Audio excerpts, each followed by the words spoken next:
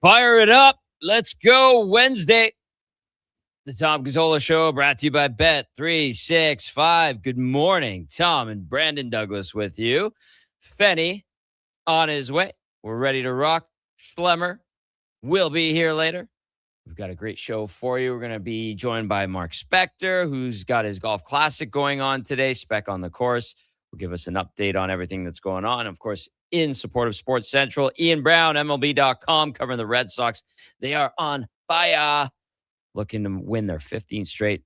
And then who knows, maybe their 16th straight. They have a double dip tonight after getting rained out against Baltimore. Michael Menzies from Oilers Nation. David Schlebko, like I mentioned, around 9 o'clock. Pagnotta, I love it, Brennan. You got Dave Pagnotta, my paisan. He's hopping on today. And then Mark Scheig, who covers the Blue Jackets for the Hockey Writers, will also be here. We also want to hear from you. 1-833 401-1440. The Stair Farmer chiming in early. Good morning, everyone. Have a great show. Stair Farmer, have a great day. Thank you for being a part of the program. Let us know your thoughts, your opinions. Yesterday, we got very excited talking about Saturday morning cartoons. Who knows? Who knows what's going to get people's attention? Sometimes it's mac and cheese. Sometimes it's video games. Sometimes it's stuff that's actually happening in the sports world, which is fantastic. So we're in the heart of the summer. In the heart of the summer, got to get creative. You got to branch out to other sports. We're going to do 2 hours of F1 talk today. I'm just kidding. Oh, I had people there. I'm just kidding. But yeah, we've got a great show for you. And an interesting day weather-wise. A little bit of haze, a little smoke. We had that rain yesterday. Very humid. But hopefully today is improved. Of course, Bet365, presenting sponsor of the Gazzola Show. Canada just hit the biggest home run of the summer. Bet365. Available in Alberta. Here to stay. Download the app. Must be 18 plus to play. The Riverhawks with a big win yesterday.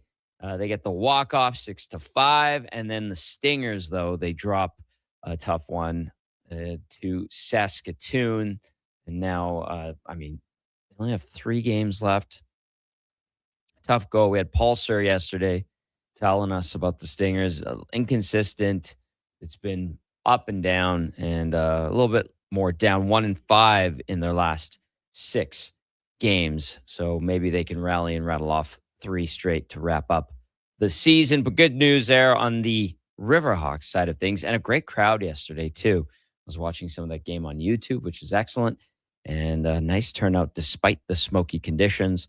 I think there's just a few regular season games at home remaining, and then we'll see about the playoffs. I have to double check on the standings. And, Larry from the Riverhawks always gives us an update on the Riverhawks. So, yeah, good to see, and nice to see that they're doing well. Brando, good morning. You doing all right over there? I know you're a busy boy. Yes, I'm doing well, Tom. Glad to be with you. Thank you. Just trying to get a few things all firing all at the same time, but I'll quit bothering you. If you no, want it's all good. I think we're up and running. It appears to be live on all of our video streaming. I know we're live on the radio because that little blue light's on up beside me, and life's good. It's Wednesday, Excellent. hump day. Yes. Which for me, I'm off on Friday. It's I'm past the halfway point of my week here. Oh, you're enticed. Oh, I'm chomping at the bit for a little just. Where are you off to? Nowhere. Oh, you're just relaxing? At the start of it's kind of call it start of summer, late spring, however you want to put it. Usually everyone here at the building will start to file in their requests for days off. And, Connor Halley takes 2 full weeks in one fell swoop, goes on a nice little trip with the family out to BC. Yes. And completely cuts it off. I don't think I could do that 2 full weeks away. I'd go a little stir crazy. And because Same way. even if I went back to the farm for even just a full week straight, I'd be pulling what little hair I have left out of the top of my head, and it'd be fun for a couple days and insane for a couple days. Those who know how that can be. Mm-hmm. But I don't really have a week set to do something. Last year I went to a wedding in Mexico. This summer I'm going to Toronto to watch the pathetic Blue Jays. Yes. At that point, probably be fully mailed it in and losing games even worse than they are now, which I didn't think would be possible, but we will see. They suck. And so then the other, call it week of days, I guess, I just pick random Fridays essentially throughout the summer, and I'll just drop them in. So it's like just a surprise long weekend every now and again that I spring on myself when I go back and check the dates. And one of those is this weekend. That's a nice thing to do. To have that long weekend that you just kind of insert in there. Yeah, because I forget about them. I was supposed to have one 2 weeks ago, but I completely forgot about it. And it was obviously your first weekend here running the show, so I wasn't too concerned about it. I was like, whatever, I'll just take another one another day. There was no importance to it or anything. So when they sneak up on you, it's like found money. It's like when you pull on that pair of jeans you haven't worn in a while and you find a crisp 20 in the pocket. It's akin to that. Buddy, you just found a 50 in your pocket. with this Friday, yeah, and we'll see how the leg's feeling by Friday, but I might maybe try and go out and swing the sticks again. We'll see. Very good. We'll see. As of today, it seems unlikely because the leg is not feeling very good. Is it like an up and down thing, this leg injury? No, it had been getting so much better and was trending in the right direction. I was like, all right, yeah, this is all fine. But then, yeah, on Sunday when I just did a little too much, trying to do too much, as the kids sometimes say, and hyperextended it again, seemed to re-aggravate the existing injury or injuries that plague it. And so I've been a little re-hobbled. I've been walking around pretty seamless for the last week or so, but feeling a little more hobbled again this week. I hope it comes together. I hope you're ready to rock.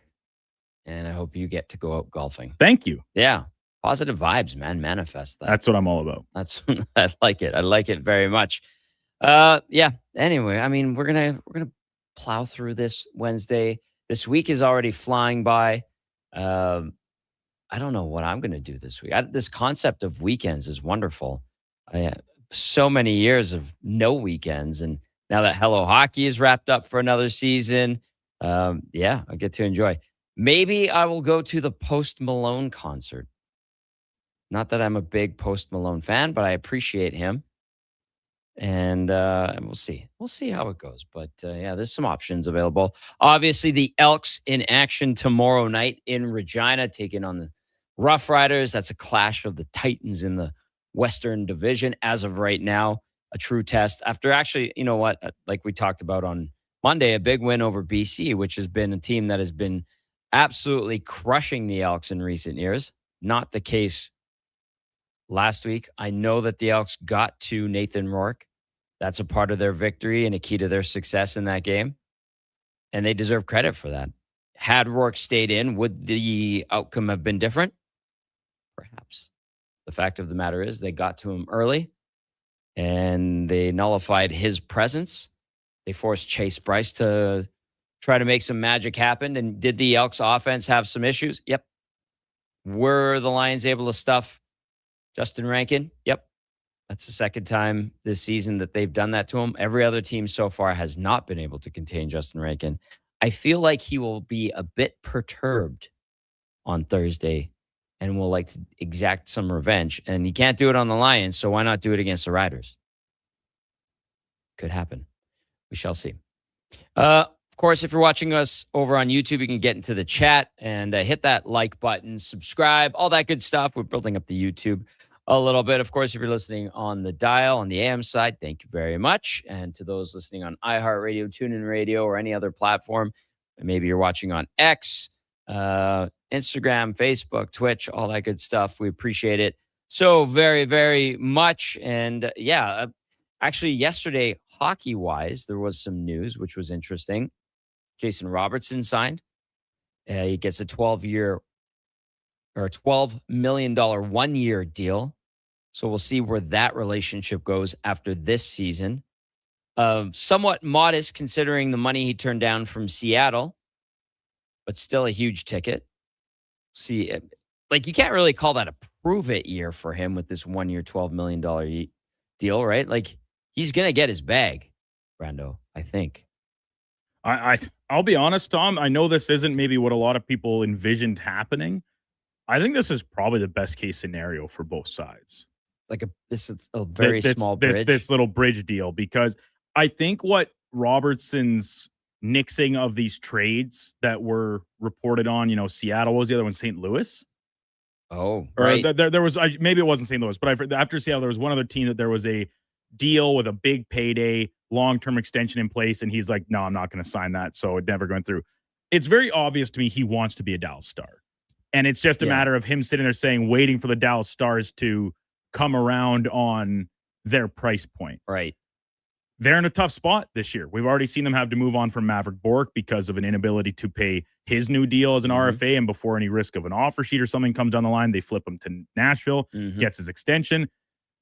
Next year, the Stars get a little more flexibility all of a sudden, right? Tyler Seguin's deal comes off the book. We'd floated the idea of, could they move him? Could he go LTIR? Reports are no, he's going to be ready to play and wants to be there to finish things out. We know Jamie Benn back on a incredibly team-friendly deal, but probably not for much longer as well. So I just think moving into next season, like next offseason, and probably, in my opinion, as early as January 1st, right, is when he's eligible for this new another extension to be signed. I could see a 7-year, $15 million deal coming across the wire. And for Robertson, like, if he's standing there haggling back and forth with Jim Nill and company saying, well, I want 14, same as Ranton. They're like, we're not going to give you 14.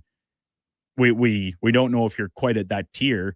Well, what if he goes on and continues his play from last season? Yeah. Has 30 goals at the All-Star break or whatever the case, and proves, no, I am worth that. And actually, I'm worth more than that now. It's going to be $15 or $16 million.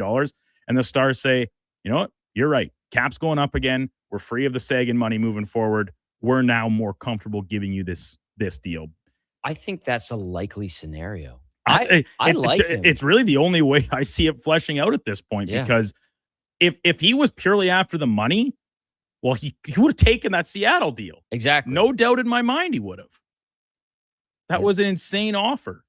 He has a good thing in Dallas. He wants to keep it going. And he'll sacrifice a year of what, like $3 million?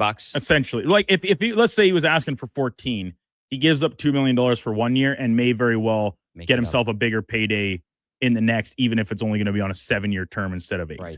What did we jump up to in the salary cap? 104 this year? Yeah. Right. And then next year is supposed to be about 113. It's estimated. He's going to get his bag. And if we're watching Connor Bedard get $15 million a season, Adam Fantilli is an interesting one because, you know, we talked about it yesterday. I don't think Fantilli is quite at the Bedard 15 mil. There were some texts that had come in yesterday saying, what has Bedard done to get 15 mil? I think a little bit more than Fantilli, but to me, Robertson, he's a bona fide star in this league. Not just Dallas star, but star, all-star caliber player, obviously. Well, I mean, 2-time 40-goal scorer. Yeah. 35 goals. Sorry, 3-time 40-goal scorer. Yep. 41, 46, 45 last season. 100-point guy, 96 points last year, 80 to 2 per. Like, he's very proven at minimum a point per game player, and at his peak, a 100-point player. In this new existence of the NHL, the evolution of it, money-wise, that's $15 million, is it not? At least. The landscape has changed. Because he is still just 27 years old, which is kind of, it's weird, just like his development path and, you know, games played in service time, that he was still an RFA at 27 years old. But now he does, and the alternative look at this might say that 1-year deal walks him to UFA status next year. Sure, I suppose that's a possibility because now he has a pure choice of where he goes, and it's not dictated by who the Stars can work out a deal with, right, a la Seattle. Right. But I just, like, this whole process told me, without telling me outright, that he wants to remain in Dallas. Like, that seems clear to me. And now they'll have more money to pay him next year. It's just letting the financials take care of themselves, let this situation play out. And yeah, you're right. I think the commitment to Dallas, or the willingness to be a star, is there on his end. And then obviously I think the Stars would rather keep him in-house. But when the dollars and cents are not lining up like they have this offseason for him, both sides, especially him, which is kind of refreshing, to be honest, willing to wait and stay loyal to the Stars organization. If that's the case, I think that's great. We shall see. Now, another interesting thing, and I know it popped up yesterday, was Patrick Kane going back to the Blackhawks. Wouldn't that be something? I know we talked about it a couple days ago, too. Kyle Davidson said the door is always open for him, and he knows this. bookends. I know we talked about it with Mario Tirabassi the other day. That's right. Like it does seem logical for the Blackhawks to bring in another veteran player with still a lot of like upside offensively, help out the power play. Look at the collection of players they have. Most of them undersized, skill-based guys. Pretty good player to have around to offer some advice and some wisdom if he's interested in doing so. Because the other team that's out there is them returning to Buffalo, where he's from. Right. Chicago is still where he spends most of his time. Like he still owns a house or a couple houses, I think, in Chicago. Obviously, the history there with the team success, it's no secret. So those two jump out as the most obvious.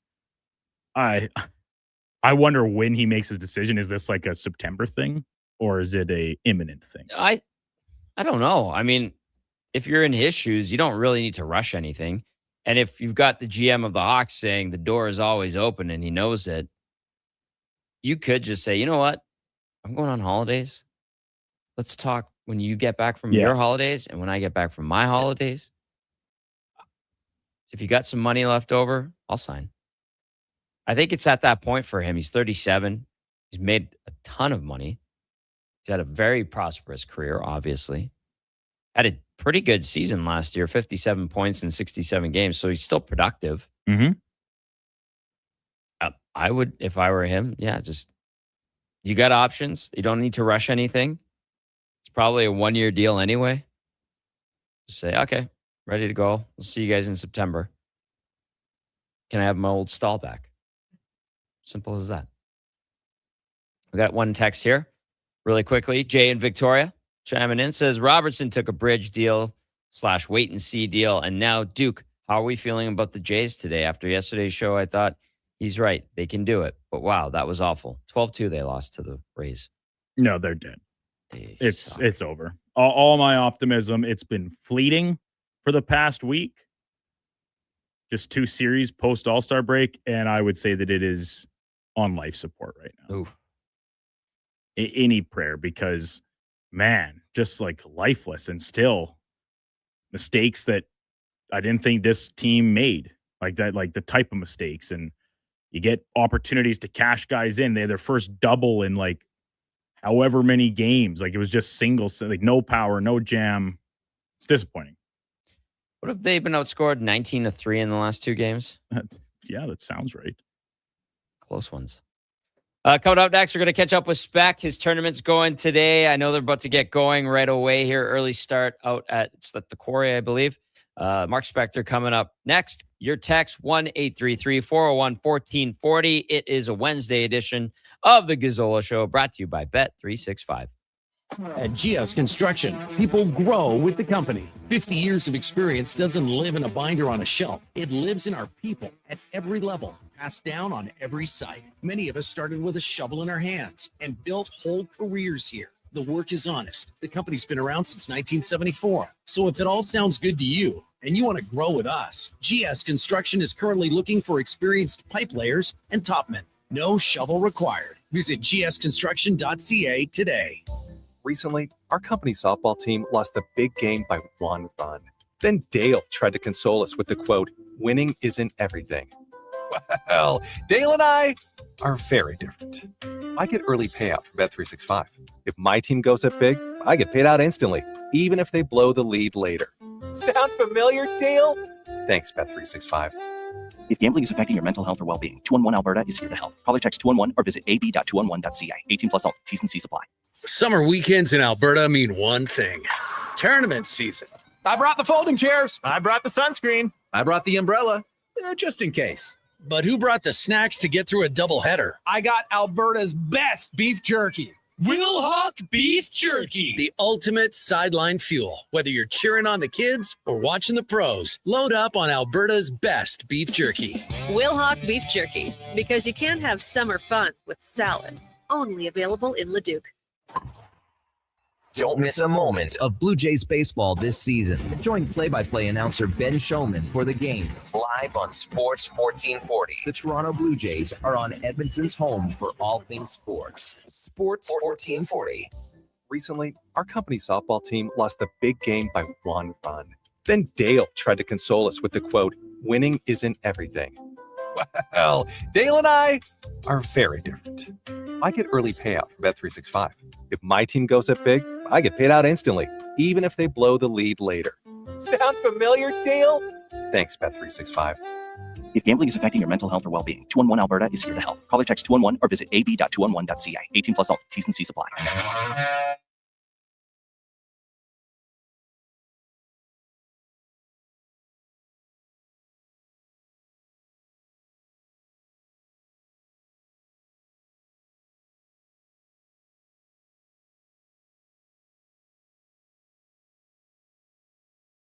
The Tom Gazzola Show on Edmonton's sports leader, Sports 1440. Presented by Bet365. Alberta, we are here to stay.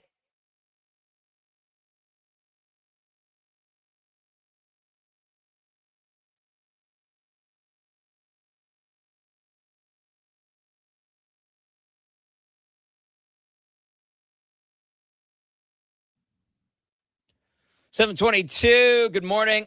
Wednesday edition of the Tom Gazzola Show. Brandon Douglas in studio with me as we roll along on this Wednesday. Join the conversation, 1-833-401-1440.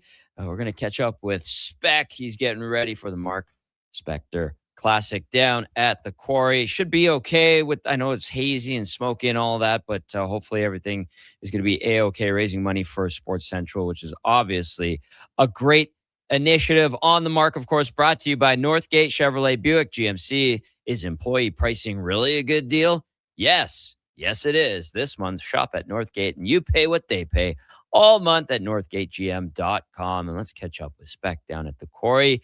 Spec, good morning. How are you? How's everything going? I'm assuming everything's buzzing down there right now. Yeah, it is buzzing. There's people rolling in here like crazy. We got jerseys hanging all over the place for our auction. I urge hockey fans to go online and figure out a way to bid on one of these. I got an Ovechkin jersey sign I'm looking at here. Draisaitl, McDavid, L.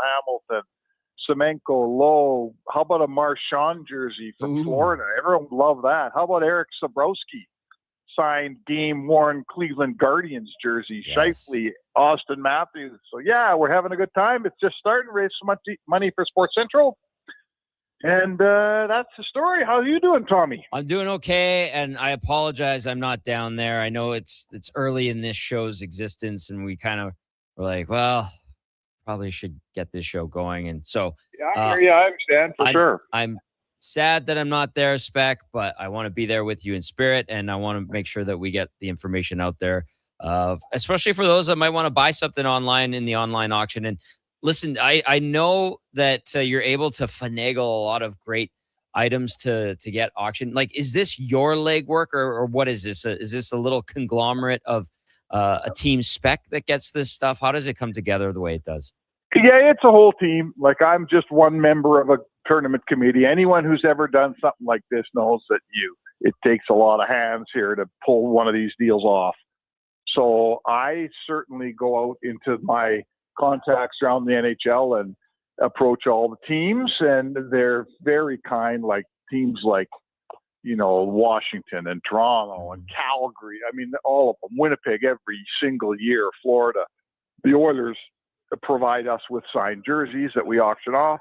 And other people like the Blue Jays have sent us a signed Vladdy Guerrero bat I'm looking at. Other people get other stuff. It's coming from everywhere, man. It's a really cool auction. And it's just another way, right? We're trying to raise money for kids to play sports that can't afford it. Yeah. And that's the main thing, right? Like, yeah. Obviously, like, kids sports, another great initiative, but Sports Central, You're getting the gear. And I know Sports Central is probably, I'm assuming, needs as much support as it can get, because I feel like, given the circumstances around the economy, and we've got a lot of new Canadians coming to town, and they want to get kids involved, and the best way to stay on the right path is through sport, teamwork, being a part of something, and not just having all this time on your hands to run around and maybe get into trouble, right? So, where's Sports Central at, and give us a little bit of backgrounder there. Well, yeah, like, remember we started back in the days when it was okay for Tiger Goldstick to drive up to a park and open his trunk full of sporting equipment and say, "Hey, kids, come on over and get some stuff out of my trunk." Hang on a second. Yeah, that's how it used to be for those people who can't remember. Actually, we just, of course, we had an old building right behind the old Rexall, behind the old, what was the name of that hotel? The Forum Inn, Coliseum Inn. Yeah, had a bunch of different names there. So that's sold, and we've got a new place that we're leasing and trying to hopefully buy out in the West End. I think a lot of people would remember it's right behind the old Denny Andrews American Bar. Yep. Right around there. Cowboys was there too, I think, right?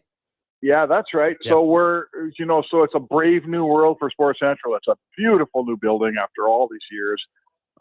We've got places for kids to come in and get fitted, and we can actually store enough gear for everybody. And you're right, Tommy, like it's sports is expensive, man. Yep. Sports is expensive, and it's hard for kids for some families to be able to say to their kids, yeah, you can play. Yeah, you can play sports. You can play hockey. You can play baseball or lacrosse or whatever, because it's just the bills. Every guy listening and woman listening to the show right now knows, like, you put your kid in sports and there's a big bill now that comes with that, particularly for gear. So Kids Sport does registrations. We do gear, and we all get to, our goal, Tommy, is to give everyone the experiences that we all had, right? Growing up in sports. Like, my experience was I was a pretty good baseball player, and I learned how to be maybe a little bit of a leader on my team, and how to be a guy closer to the top of the ladder. And I was a pretty average hockey player. And in the winters, I learned what it was like to be at the bottom end of the team and sort of be a support guy and block shots, and you watched and learned, and it made you, now you go to a company and, like, we're all part of a team at 1440, and we all work together, and we're all a little bit better teammates because of what we learned when we were kids playing sports. If you don't get that experience and you go into life without it, I think you're shortchanged a little bit, aren't you? Very much so. Selflessness, sacrifice, camaraderie, commitment, like all of that. I used to roll my eyes, Spec, when I was a kid playing sports, baseball, hockey, soccer, and then you get into the real world, and you meet some people, and you find them to be a bit odd, and you go, well, what the hell happened to that person? And, sometimes, they never really participated, and maybe, and that's not saying that there's anything wrong with that. It's just you learn things through sport, right? And to give kids an opportunity. How do you treat, like, when your shortstop lets one go through his legs? How do you handle that? Like, do you have his back, or do you point a finger? Right? Yeah. Do you complain? Oh man, that guy let us know. Like, there's a way to handle that. You support him. So when the next ball comes his way, he feels strong and ready to make that play. And the same goes for business. Like, we all go to our offices every day, and it doesn't always go the way you thought it was going to go. Right? You don't always. Every account doesn't do exactly what you thought it would do, and sometimes you lose one. And we all work together. And again, like, you learn it in the fields of sport and all the different things we play, where the results and the ramifications aren't that big. Like, so you lose a ball game, who cares in the big picture? But then when you get on later in life, and the decisions and the moments are a little bit more important and maybe worth a little bit more money at your shop or whatever it is, we're ready to handle them. Yep. So that's what we're trying to do for as many kids as possible. You know what? As I got a little bit older and ended up wearing letters on my jersey in hockey at different levels, you know what I became good at, Spec? If you screwed up, I was there for you, but I also was good at guilting you into not doing it again the next time. I don't know. I found a knack to be like, hey, man, I got you, but we're counting on you. Never do that again. Okay. Yeah, exactly. Well, we're counting on you, So, and I think there's a way to effectively turn a bad situation into a good one, a mistake into confidence. And that's what we're all trying to do here. Yep. Well said. We're going to all make mistakes, man, in our whole life. And I'm still making them. I'm 60 years old. So, boy, I'm looking out of the quarry like they can't stand any more water here. Every pond is just filled to the brim. I was going to ask you about that because they're kind of in a lower level area. You come down the hill to the quarry. The river is just behind it where that bike path is. And there's a few other courses around there. And listen, I know Sinsky and the crew there take really good care of it. It's a beautiful course. Pride in the north side, I would say. And I was going to say, how's it holding up? I'm sure it's lush. And then what are our conditions right now? No, it's beautiful. It's a little bit. The fog is lifting, and it's kind of at this point hard to tell which is fog and which is smoke. But it's getting lighter every 15 minutes when I look up, so that's good. Everything's playing. They got 27 holes. They're all playing. They're all great. I'm just saying, like, I'm looking at the water hazards here that are, it better not rain a whole lot more, because every day down here, everywhere. I know some friends of mine were supposed to play the ranch yesterday morning and they couldn't play. Yeah. They got a giant downpour there. They got a big one here. And listen, it's been a really rough year. We all need the water and all that stuff. But if you're running a golf course, I think what you want to be running right now, Tommy, is a place that rents out pumps. Think? That's where the money is in Edmonton right now. That's right. Oh, my goodness. Everywhere they're pumping out water from. I was just watching a story in the news about a guy canoeing through a sinkhole under a bridge. So that supposed to have a road underneath it. So yeah, that's the situation we're in right now. Yeah, you could canoe. You could probably canoe 18 holes if you did. Opportunity available to you right now. Okay, who do you have out there today? Who are some of the celebs and guests of honor? Oh, a bunch of guys. Just saw Paul McFarland's here, the Oilers assistant coach. Just ran into Blake Dermott. We just ran into Big Mike Civic, just walked in the door. Yeah, he's always here every year. He supports us. He's wearing a Flames hat, for Pete's sake. He lives down there, doesn't he? He does. Yeah. He actually works at the Saddle Dome. So, and he's such a big guy. I mean, who's going to say anything, right? Not me. Yeah, so we get, we get a bunch of old former Eskimos come out and play. Blake Dermott's here. O'Donnell's here. Who am I missing now? We get Travis Toomey, the NHL linesman. Right. He's out here to play every year. Really fun guy. Who else is coming here? I'm just looking at it. I don't even have a list in front of me. Oh, I'm sorry. Trey Fix-Wolanski's a regular. Chuck Huddy's out here. Nice. I'm missing some guys. A bunch of people from 1440. Carius is going to play. Gregor's going to play. Good. A few media guys. Maddie's going to play. Rashog stiffed us again this year, but that's okay. I'm used to it. Do you want me to talk to him? Yeah. No, he's on holidays or something. I know. I'm just kidding. But lots of people from around town. I'm missing some names, but we do just fine. People treat us well, and we're not quite sold out this year. We usually are. I think we ended up with maybe 3 foursomes to sell. But listen, I'm not complaining. It's a full house here today. We're going to golf about 220 people on this 27-hole course. So she's a big day out here for sure. Yeah, that's pretty damn close to. I know most tournaments are just north of there, but that's a pretty damn good turnout for a great cause. And then the type of tournament this is this, as they say, a piss up, or is it pretty on the level? Well, I would say this: like, we have 27 holes. We got people on, I think, 26 of them this year. I think we might have lost someone late. And that means, like, Vivo Ristorante's got a couple holes, and they make great food and always have something to drink. There's, oh my God, they're everywhere. There's booze and food all over this course today. So yes, I'm not saying it's a piss up, but if one wanted to find a beverage, you really don't have to look very far. Right. For one out here, that's for sure. And then, of course, we'll have a nice banquet and a glass of wine, and Gene Principe is coming out to MC at the end of the day. Hey, Paisan. So it should be good. We're looking for a fun day out here, and we're blessed with what looks like it's going to be a really nice day. Awesome. And, of course, you can't do this without some partners who stepped up for you and who's been with you for a while. Well, our presenting partner is MHK Insurance. They've only been doing insurance in Edmonton for over 100 years.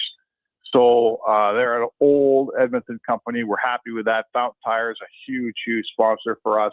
United Sports has been with United Sport and Cycle have been with us since Sports Central started back in the days of like again, Tiger Goldstick and Will Brooks, and remember Will Brooks and all those guys.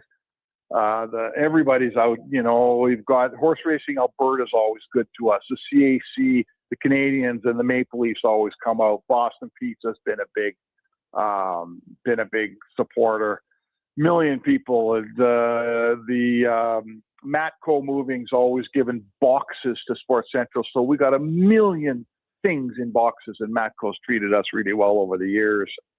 Oh my God, I'm going to leave people out, but Blue Cross is here. BAM's contracting from the Colm. They've been with us for a long, long time. Yep.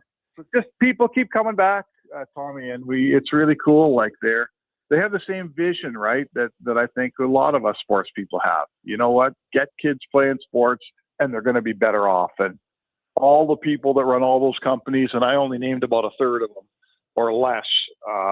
God bless them all. I've got the list here. So you got Sherwood Chevrolet, Eager Beaver, Tridon, William Huff, Bruce. Yeah, the boys from Eager Beaver are out here for sure. The moving guys, they're all over it. Yep. Yeah. Blue Cross, BAMS, yeah, Brewhouse. So yeah, you're in good hands. You got great support behind you, raising a lot of money for a good cause. So Spec, I know you're busy. You got some duties to attend to. I hope you get to enjoy the day. I'm sure you will. Thanks for the time today, and go knock it out of the park, okay? No three putts. Tommy. No three putts, only fairways and greens, okay? Keeping the right arm straight, buddy. Exactly. Okay, Spec, thank you. Have fun. All right. There you go. There's Mark Spector, the Mark Spector Golf Classic happening today. They get going just around 8:20. They'll tee off. So you got the breakfast that's happening and the check-in, and you buy your super tickets and all of that and bid on the items. And if you are curious what they have some phenomenal collector's items. The goal is to get to $20,000 this year. They're at $11,435. Hopefully today, with it being the tournament day, the big push happens, and people on site bidding for items, and then the online auction. Again, like if you're a jersey hound and a collector, you've got that Ovechkin jersey. It's at $450 right now. Austin Matthews, $425. They have a Dave Semenko at $175. There's a Warren Moon signed jersey. That one, like an old Eskimos home green Warren Moon signed jersey. That's it's just at $250 right now. That is a steal of a deal. An Al Hamilton, like OG orange Oilers jersey from the WHA years. That's at $325. Brad Marchand, love him, hate him, indifferent. That's a great jersey that is available, signed by him with the Panthers. It's at $150 right now. If you are of a certain vintage from the Canadian Athletics Club, they have an old jacket available. It's at $50. There's a McDavid signed jersey for $935 right now. Eric Sabrowski of the Cleveland Guardians, local product. He's got a signed jersey at $300. A Yari Curry signed jersey, only $200. So there's no way in hell these jerseys are going for that cheap. A Johnny Gaudreau team signed Columbus Blue Jackets jersey, a Kevin Lowe signed jersey, a Leon Draisaitl signed jersey. Shifley. There's a Mercury's, a vintage jersey from the Olympics in 1952. It's at $175. That one's available. And then Paul Coffey, a Paul Coffey away jersey, white. Back in the day, that would have been a home jersey. It's available for $300, plus a bunch of cool other things. You get a behind-the-scenes tour of Rogers Place. There's a Calgary getaway, 2-night stay and dinner, 2-night stay and getaway to Castlegar, some golf in there. You get an Edmonton Riverhawks experience. Obviously, those are phenomenal to go to, those games, especially on a beautiful day. Yesterday, big walk-off win for the Riverhawks down at Remax Field. Edmonton Stingers experience, 4-pack courtside.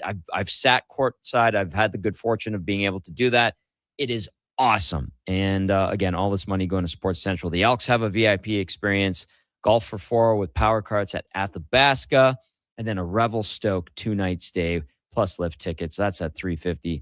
And then there's a bunch of other items too. Like if you're into camping, there's some camping items. There's some memorabilia, some portraits that are signed that you can hang on your wall. There's a TV up for grabs, an Oilers farewell Rexall season portrait that's available. So just go check out Mark Spector Classic, Golf Classic on Google. It'll take you right to the website. and all the items are up for bid online as well. I listed off a good chunk of them, but yeah, let's get to that goal of $20,000 raised. Of course, the money going to Sports Central. Love it. Hop on board. Do what you can if you can. It's always appreciated, and hopefully, it's a great day down at the quarry with Speck and the crew for his golf classic. All right, we're going to step out for a quick breather. When we come back, we'll get to some texts. We'll talk about the Jays and how much they suck, and and some positive stuff as well here on the Gazzola Show, brought to you by Bet365. Today on Hey Culligan, how smart is your water? Here's Tracy. Hey Culligan, I think my water might be dumb. Good news, Tracy. Your water's not dumb. It's just not talking to you. You can make my water talk. No, but the new Culligan Smart Drinking Water System can talk to your phone to tell you when your water filters need changing and help you meet drinking water goals. Now that's some brilliant H2O. You said it, Tracy, and we're already on the way. Let us help you out with a free in-home water test from a local Culligan water expert at culligan.ca. Wondering what you can afford? Let Go Auto do the math with our free car loan calculator. No pressure, no awkward convos, just quick answers on your budget and payments. Bad credit, no credit? We got you. Text CHECK to 780-777-7777. That's CHECK to 780 all 7. Find out what you qualify for and start shopping with confidence. Go Auto. Drive what you love with payments that make sense. Everything is going to be okay. If you're feeling the weight of too much debt, you have options. I'm Dan McDicken, a licensed insolvency trustee with Faber. Becoming debt-free is possible, and a personal bankruptcy or a consumer proposal will get you there. Schedule your free Faber Focus session at faber.ca today. You'll learn how a consumer proposal will eliminate your debt by paying a percentage of the amount owed without interest. At Faber, we've got your back. It's cone season at McDonald's, which means vanilla cones are $1 each plus tax in the McDonald's app all summer long. Soft, creamy, and crunchy. For just $1 each plus tax exclusively in the McDonald's app. App download and registration required at participating McDonald's in Canada. You don't just need property services, you need problems handled. HireGood provides cleanup, debris removal, site monitoring, and safety attendance across Edmonton. We reduce issues on your property, keep spaces safe, and take pressure off your team. We resolve real problems for businesses while creating real impact because our team is built on second chances and they show up every day ready to prove it. Visit hiregood.ca or call and mention Jason Greger for a first-time discount. HireGood. Stable jobs create stable lives. Don't miss a moment of Blue Jays baseball this season. Join play-by-play announcer Ben Shulman for the game live on Sports 1440. The Toronto Blue Jays are on Edmonton's home for all things sports. Sports 1440. Hi, Mike here from Northgate Chevrolet Buick GMC. Car shopping sucks. That's right. Going back and forth 100 times just to get a price. Give me your credit card for a test drive. What's all these extra fees? That sounds ridiculous. At Northgate, we do things a little differently. Good deals on new, pre-owned vehicles, good people, and a great selection. Stop in and see us today, 13215 97th Street, or visit us online at northgategm.com. You're in Northgate country. Heard of Uline? You know, the have-it-all in stock, ready to deliver shipping and industrial supply specialists.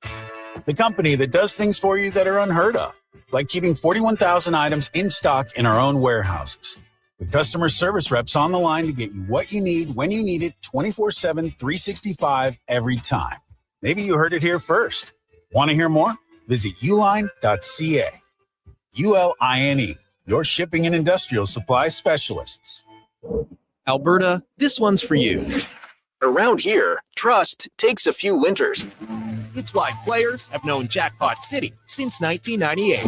Home to hundreds of exciting casino games, live dealer action, and new adventures waiting to be discovered. Jackpot City. Nothing beats the original. Please play responsibly. 18 years or older. Alberta only. If gambling is affecting your mental health or well-being, 211 Alberta is here to help. Call or text 211 or visit ab.211.ca.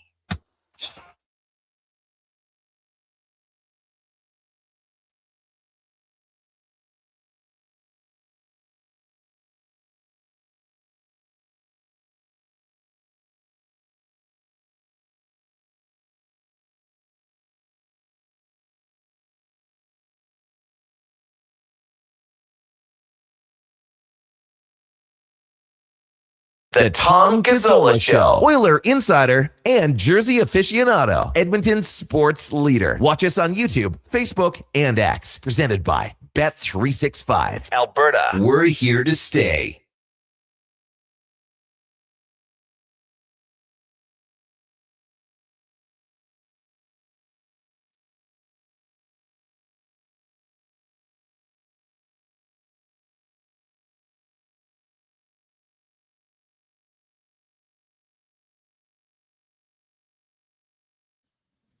$7:47 on a Wednesday.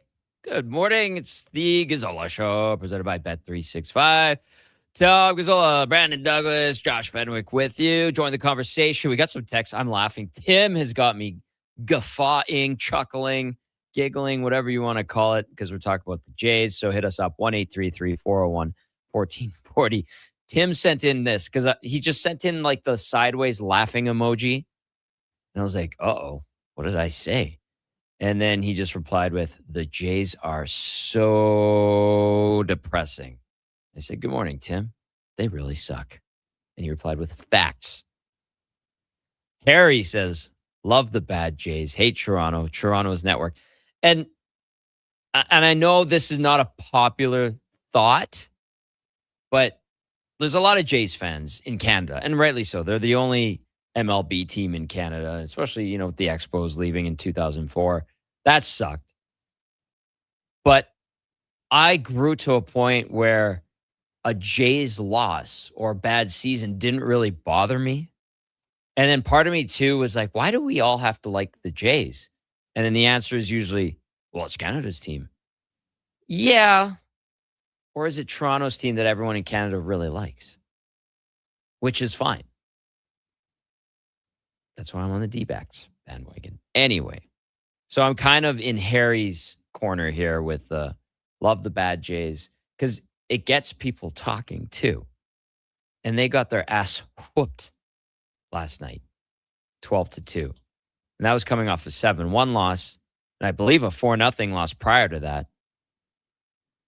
They can't do diddly squat. And now, like, all that hope. Remember we had bunch of people on the last week or so talking about the Jays and what could they become and could they rally and make up that 2.5 games back in the wild card chase. Nope. They cannot. 3-0 they lost to the White Sox. My bad. Not 4-0. So they've been outscored 22-3 in the last 3 games. The woes continue. And, oh, by the way, after these next 2 games against the Rays, they get the red-hot Bo Sox, who are looking to tie and surpass and create a new franchise record for wins in a row. And they might be able to do that today, which is unique. They got rained out yesterday against the Orioles. They've got a double dip today. I think their first game goes at 11:30 our time, 1:30 out in Boston. And then 5:30 for the second game. So if they win their 15th in a row and tie a franchise record, they can create and establish a new franchise record all in one day, which is kind of neat. And that was a team that was desolate and struggling. And I believe they fired, did they not fire Alex Cora? They did. And then they totally redeemed themselves. Ian Brown will be by in 10 minutes to discuss those Red Sox. But yeah, it's painful to watch the Blue Jays. Although, even though I'm not a quote-unquote fan of them, I'll put them on. I'll watch. I'll have it on. Keep tabs. Tim says, I want my team to win, not the Ottawa Senators or Habs, etc. And I agree. He agrees with my sentiment. Same sentiment as everyone having to cheer for the final remaining Canadian team in the Stanley Cup playoffs. Like, no, screw up. The final team from Canada in the Stanley Cup playoffs, I have no qualms with anybody saying, no.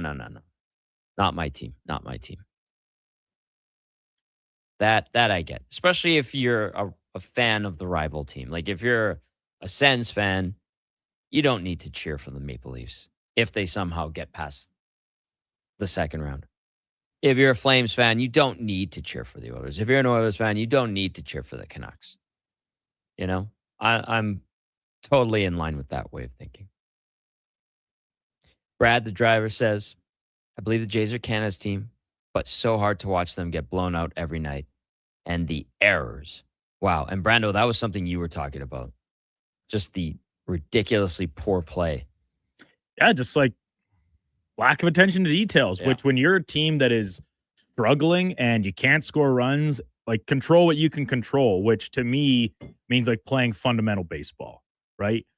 Yeah. Playing good defense, executing, smart on base paths, manufacturing runs. Like when you're just not getting that pop where it's just like single. Those like that's going to happen. You hit skids, but the Jays offense has essentially been in one for near the entirety of this season. Here we are approaching the final third of July. Don't seem to show any signs of coming out of it. No. So how do you try and still salvage what you have left? Well, control what you can control. And they've kind of let that fall by the wayside. And frankly, it's plagued them most of this year too. It's not the version of the team that we saw last year, even Definitely with a very large resemblance of cast of characters. Yeah, they just don't have it. They just don't got it this year, and I'm pretty much about one swing of the hammer away from driving that final nail into the coffin of completely writing them off. Yeah. Like there's no semblance of hope or optimism left. 6 games back of the final wild card spot. Boston holding that down right now. They've only won 14 in a row. Seattle's right there chasing. Baltimore's right there chasing. Baltimore has been on a tear lately, 7-3 in its last 10. They would have to leapfrog 1, 2, 3, 4, 5 teams. And they're going in the wrong direction at the wrong time. So there's that. On a bright note, if you're a Red Sox fan, Ian Brown will be joining us, and we'll discuss with him what they are putting together, which is impressive. King of Fort Nasty says, good thinking, Tommy, to hold down the show and not do the tournament this early in the tenure. Just know when you take a day off and the Duke is at the helm, the conversation goes to today's canola price per bushel, the rain not allowing for hay baling, and the Critters' last ball outing. Cheers, King of Fort Nasty. Why am I not surprised? Talk about what's topical. Tell me about these bushels. The bushels. Of canola. Bushel at a time. Hey, that's good business. Pillman says the Jays are not Canada's team until they start playing regular season games across Canada like the soccer team does. Yeah, listen, they're not going to do that, but I understand why people say they're Canada's team. But I also say you don't have to like them, even if you're in a Canadian city. Like if you're in Vancouver, it's okay to like the Mariners, isn't it? You can drive down. Lots of Mariners fans here. The people say it's easier to go to a Mariners game than it is to a Jays game. It's probably just as, or maybe even a little bit more cost effective to go to a Mariners game. Depending on the exchange rate, I would think. But Tim says, do they trade Ernie? Probably want to keep him, right? Clement? I mean, I think, yeah, because I don't see them going into a full teardown type situation. Like you basically is write this year off and you say, we sucked. Let's part out what we can, recoup some assets, cycle back for next year after another, off season of free agency and see what you can shore up in a few areas. So Clement, that's a guy I'd want to keep, but there's also some emotional attachment because of how good he's been. It's like any player that was on the team last year and a part of that run of the World Series, Game 7, you just like, unless you are the pure embodiment of a sports fan where you just detach everything, which is good for you.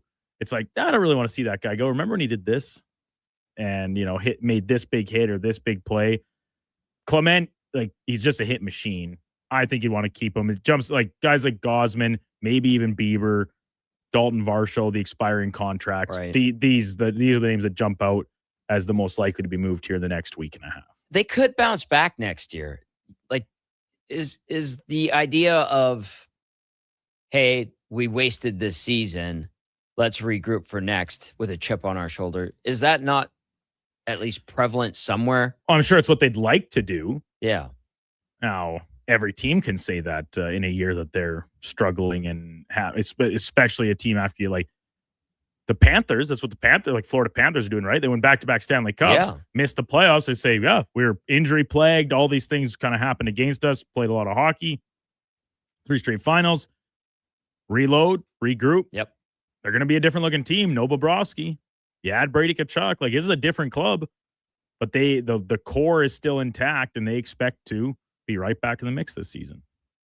Wayne says I'd put the B team on to send a message. This one from Jonathan Mix says, what point do the Jays look at letting Schneider go? I feel like last year's success was in spite of him. They just re-upped him, did they not? Yeah. Derek says, if the Blue Jays would play small ball or manufacture runs, they'd be World Series champs. Been saying it for years. Small ball. Yeah, they're playing crappy ball right now. Triple C in a truck says, let's go A's. The team with no home.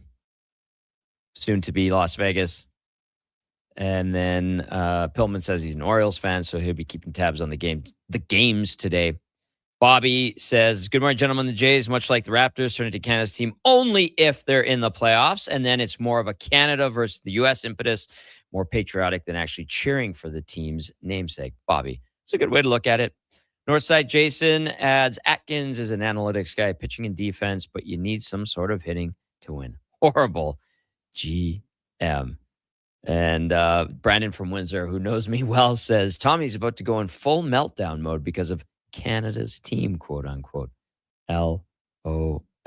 And then Eden, father of Arius, says the Mariners are BC's team, not the Blue Jays. So, yeah, a good little smattering of Blue Jays opinion today as we lament their pathetic play of late.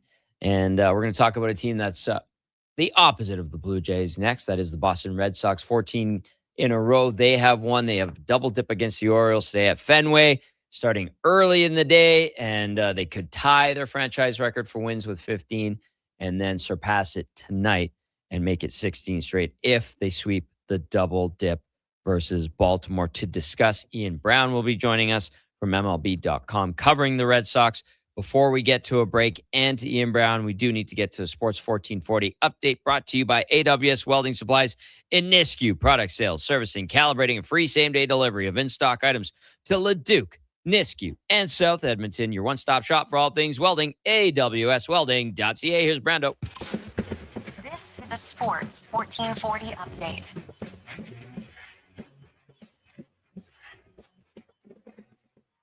Jason Robertson is staying in Dallas for at least one more season as he and the Stars come to terms, avoid salary arbitration with a one-year deal. $12 million contract for the upcoming season was announced last night ahead of today, which is Jason Robertson's 27th birthday. In the majors yesterday, the Blue Jays drop another one and by a large margin, 12-2 the final at the hands of the Rays. What could very well be Kevin Gausman's last home start as a Blue Jay. The trade deadline approaching, just 3 1/3 innings given up, 4 earned runs on 9 hits. Around the rest of the league, the Mets blank the Brewers 4-0. Cubbies run it up on the Tigers 11-2. In a pair of postponed games, Yankees and Pirates due to weather, and ditto for the Red Sox and Orioles, who will play a doubleheader today as the Red Sox chase down a franchise-tying 15th consecutive win. The Edmonton Riverhawks get one back from Kamloops last night, 6-5 in walk-off fashion. Pair of home runs, including via Max Day, who also secured the game-winning run. Coming up in hour 2 of the Tom Gazzola Show, we'll be joined by Ian Brown from MLB.com covering the Boston Red Sox, as well as Oilers Nation's Michael Menzies. I'm Brendan Douglas at your Sports 1440 update. Sports 1440 in West Edmonton Mall and Wetaskiwin. CKJR is a Stingray radio station. Download the free radio player app and listen wherever you go. Hey, sports fans, we've got a clear choice for you. At Crystal Glass, we provide customers with the perfect glass for any job. From home to auto and even commercial, installation or repairs, we're your team. Call 310 Glass or visit crystalglass.ca. Crystal Glass. Come for Canada's largest largest trade shows, the biggest names in entertainment, exhilarating sporting events, and more. And stay for the experience at the Edmonton Expo Center. Looking for the perfect place to host your next big event? From trade shows to galas, meetings, and concerts, the Edmonton Expo Center has the space, event expertise, and service to make your next event unforgettable. With over 522,000 square feet of flexible event space, in-house catering, and operational expertise, they bring your biggest vision to life. Learn more at edmontonexpocenter.com today. Bashaw Concrete Products. From concrete and septic tanks to blocks, precast water pads, Jersey barriers and aggregates. Farmers, contractors, homeowners. Plan your next project at BashawConcrete.com. Family owned. Over 60 years pouring. Bashaw Concrete Products. Once again, start here. BashawConcrete.com. I finished a 5K in 94th place, right after a man wore jeans. Then a volunteer gave me a medal. But I don't want participation trophies, unless they're from Bet365. With their daily prize matcher game, I win by matching gold coins, cherries, and more. Take that, denim man. Thanks, Bet365. If gambling is affecting your mental health or well-being, 211 Alberta is here to help. Call or text 211 or visit ab.211.ca. 18 plus only. T's and C's apply.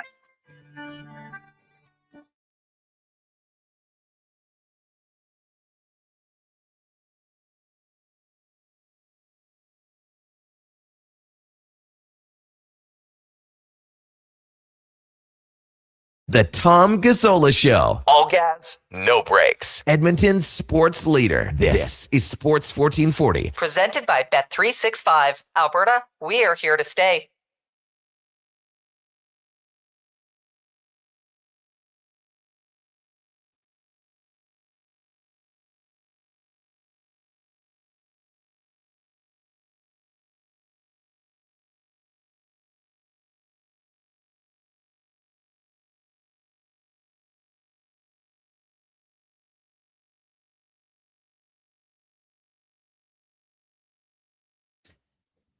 They're feeling good in Boston, and rightly so. 14 wins in a row. Hour number 2 of the Tom Gazzola Show here on Sports 1440. If you're listening on iHeartRadio, TuneIn Radio, thank you. Of course, the AM dial. Maybe you're watching on YouTube. We appreciate it. Or X, Facebook, Instagram, and Twitch, or you're listening to it later in podcast form. Thank you very much. Of course, the Tom Gazzola Show brought to you by Bet365. Check out Bet365's early payout for baseball. When your team goes up by 5 runs, you get paid out immediately.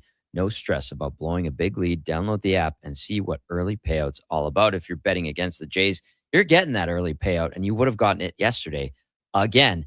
However, we're going to be talking about a good team, and that is the Boston Red Sox. We're absolutely crushing it right now.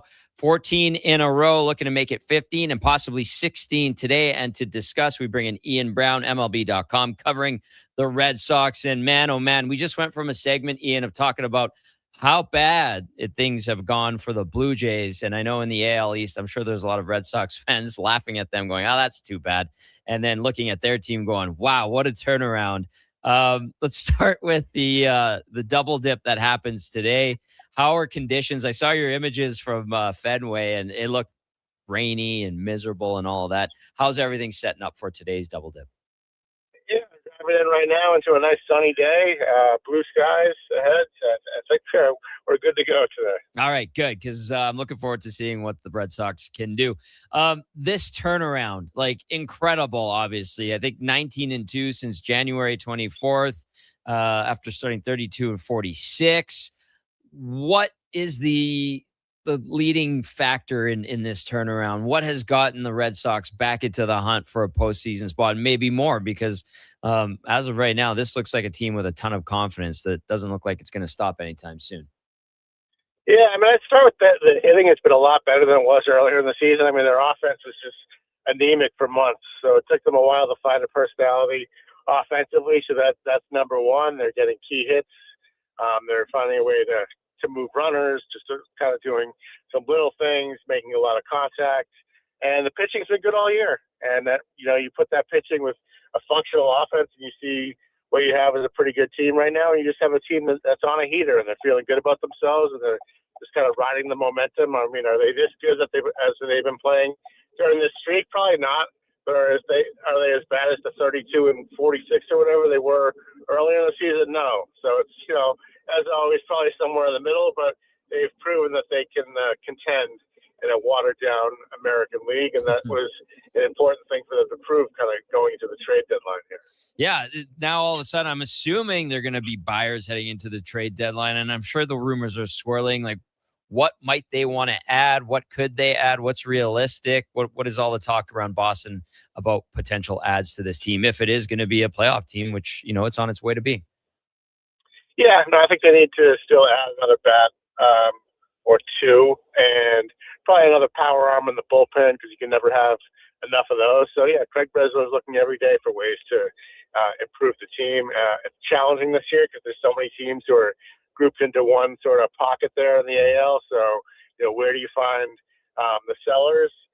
So it's a seller's market, as they say. So be interested to see how aggressive the Red Sox are in trying to get what they want here going to this deadline. Ian Brown joining us, talking Boston Red Sox from MLB.com. Okay, this could be a historic day in Red Sox history to tie the franchise record for consecutive wins and then to surpass it against a pretty damn good Orioles team. What kind of ball are you expecting in the early game? And then what do you expect in the second game today? Yeah, the first game, the Sox have Jake Bennett going. He's a rookie lefty, and he's been just lights out, in his last 5-6 starts, really. They called him up when they sent Brian Bayo down to the minors, so I'd expect a low-scoring game there with the Red Sox trying to scratch enough runs. And then the second game, it's a little bit in limbo right now because they think Ranger Suarez might be ready to come back from the injured list to pitch that one, and he was an all-star.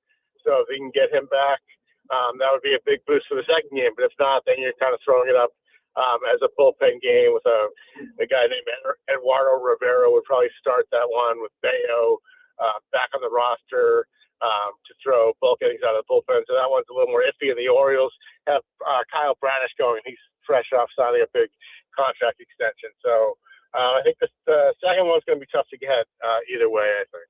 All right. Well, we'll see what happens. I mean, if you're riding the momentum and the confidence, sometimes the magic just takes over. And maybe that happens today. We shall see, obviously. Ian, how about the AL East? When you kind of zoom out a little bit and look at the division as a whole, like, is this division for the taking for the Bo Sox? Like, could they catch Tampa? Could they surpass them? Could they be the front runners in the AL East? I mean, there's enough games left to make it happen, but do you think that's a realistic thing? And your thoughts in general on the AL East this year? Yeah, no, Tampa Bay and the Yankees have sort of been jockeying back and forth. The Yankees haven't looked right at all without Aaron Judge, obviously, and there's no timetable yet on when he's going to be coming back. They did they're getting Max Fried back today, the Yankees are, which is big for them. So, yeah, I would say any of those three teams could win the division. I think it's still a long shot for the Red Sox because they've had to tear off this streak just to get this close. So sometimes it's hard to sustain, a hot streak for that long. Eventually, you hit a lull and you hit another little valley. They just hope they can minimize any slumps. But the Red Sox are just looking right now to get into the playoffs one way or the other. Yeah, you get in the playoffs and you can do some damage and you never know what can happen. Hey, going back to the start of the season, why did things go sideways so quickly for them? Yeah, it was mainly the offense just did nothing. The first couple months of the season, you had a lot of guys slumping. You had a guy like Trevor Story who was playing hurt with a sports hernia injury, and then he went down, and it actually helped him a little bit when he went out because he was just kind of an automatic out trying to play through that injury. And then Caleb Durbin, their third baseman, has become a big part of what they're doing. He got off to a tough start, and Jarren Duran got off to a rough start, and Roman Anthony got hurt, and they thought he was going to be their best player coming in, and he's still not back. So, a lot of injuries. Garrett Crochet's been out. So they just had a lot of different things going on, and they finally found, they've kind of come together as a team, found a personality with some of these guys who would come up from AAA, and it's just been one of those, the guys getting earlier in the year. That's the simplest way to explain this. Those big clutch hits weren't coming in April and May, and they have been coming since late June.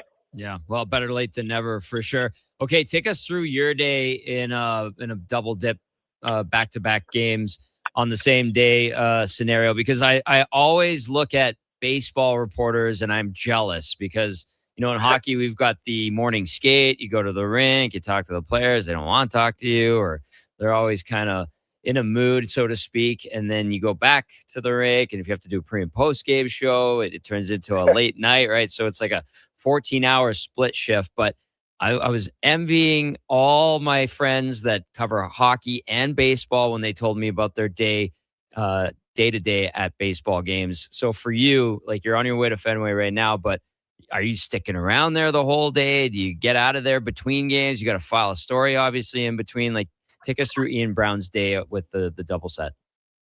Yeah, it'll be doubleheaders are always a long day.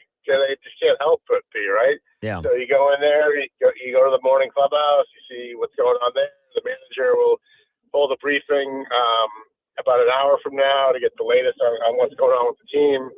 And then you write any pregame news if you have it, and just kind of then follow the first game. And then, yeah, like you said, you file something right away when the first game ends, and then kind of add through to that with quotes. We'll talk to the manager again after the game, talk to the relevant players. And then usually, you don't have a lot of time. Maybe you leave the park to go get a bite to eat at one of the local takeout places or something. But you don't have a ton of time, really. It seems like before you know it, that second game is starting. And usually by about the 6th or 7th inning of that second game, you start to get tired. Yes, it's true. It's to be true. honest with you. Yeah. Yeah.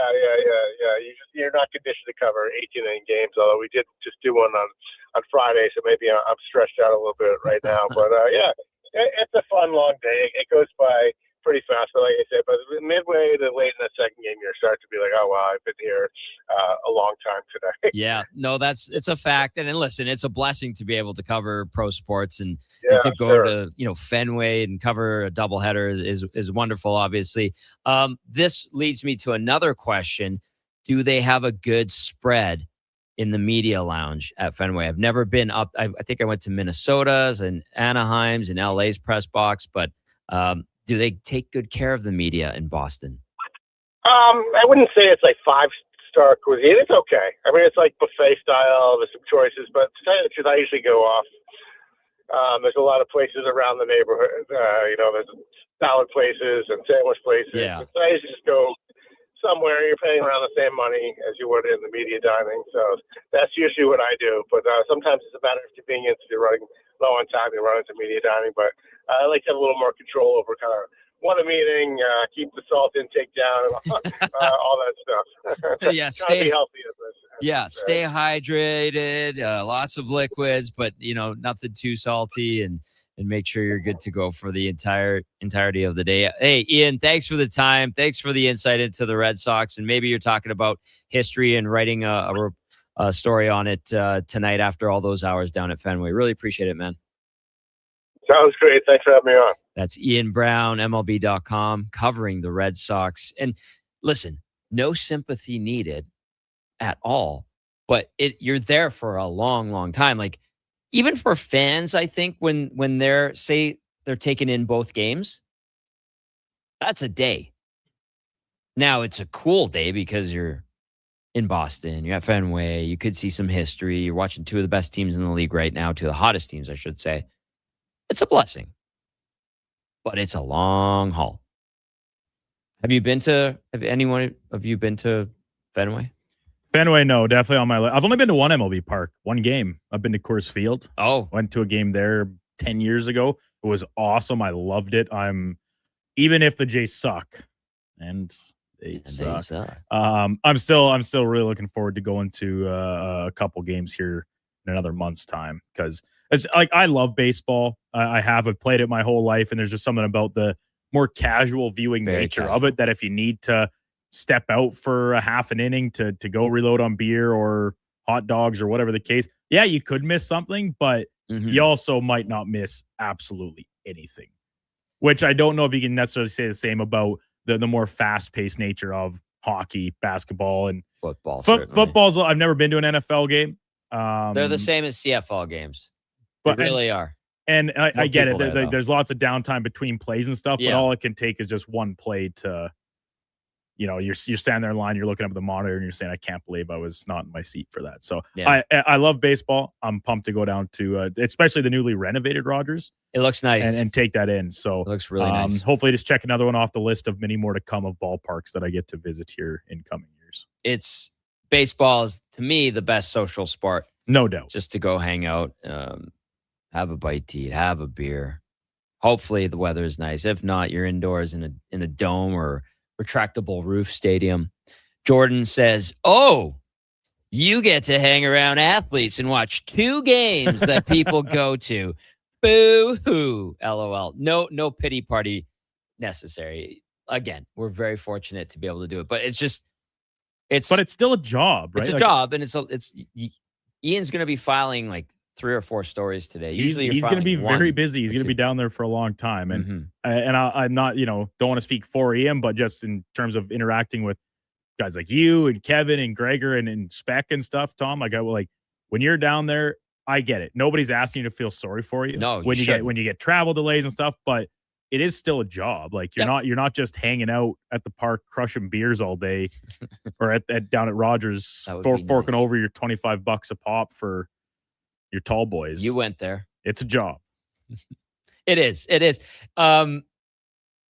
Now there are opportunities, like sometimes when other teams or people come into town, they come to an Oilers game and they sit up in press row if they don't have a suite or anything like that. And then when we were on the road, and I know Jack and the radio and play-by-play teams and TV crews go to games as well, and they usually, the courtesy is like, usually try to help out other media from other markets and stuff like that. So we would always go to games, baseball, football, basketball. And we were lucky either to get like affordable, cheap tickets, or we get press box passes. And there was one time, I'll tell this one story really quickly. We ended up in Minnesota at a Twins game, and Ryan Smith was buddies with Justin Morneau, and we were invited down to batting practice.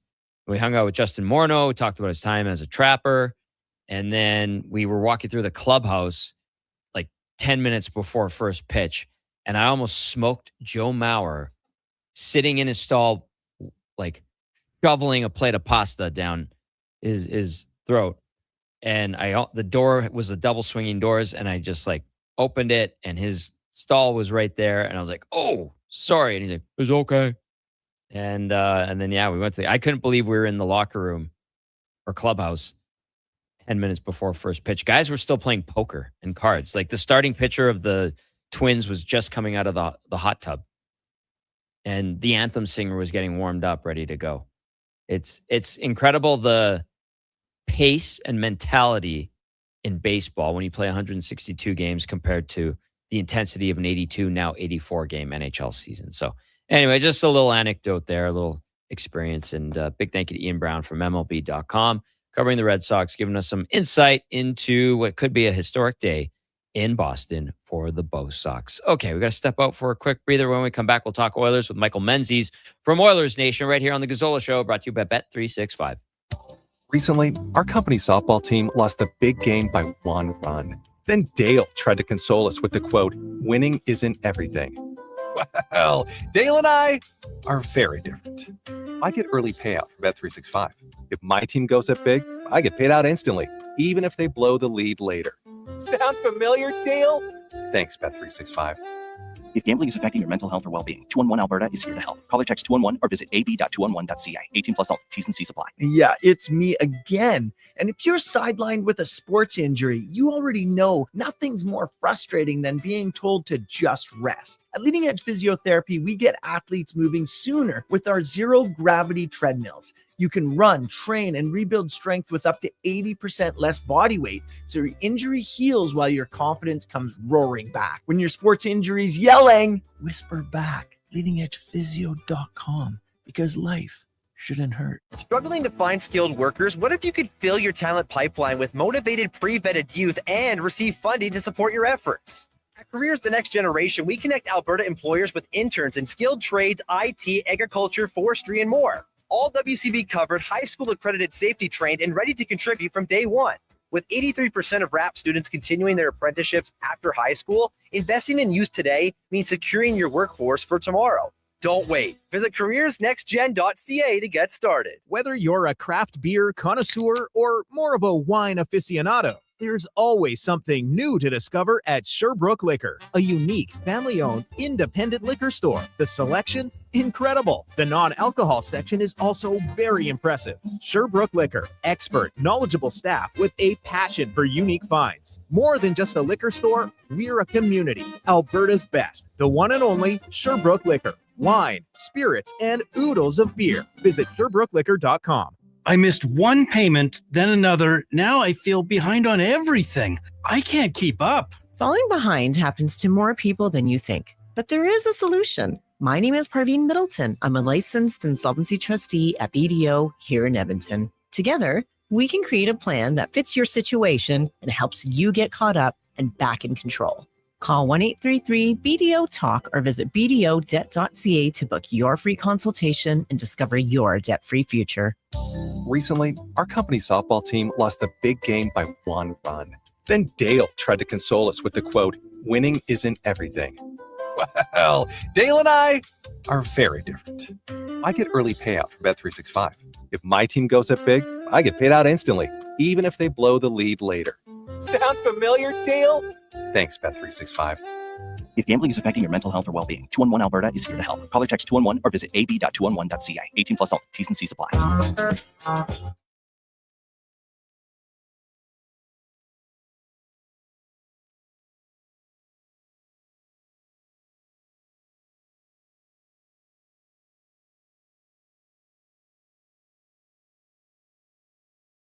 The Tom Gazzola Show on Edmonton's sports leader, Sports 1440. Presented by Bet365. Alberta, we are here to stay.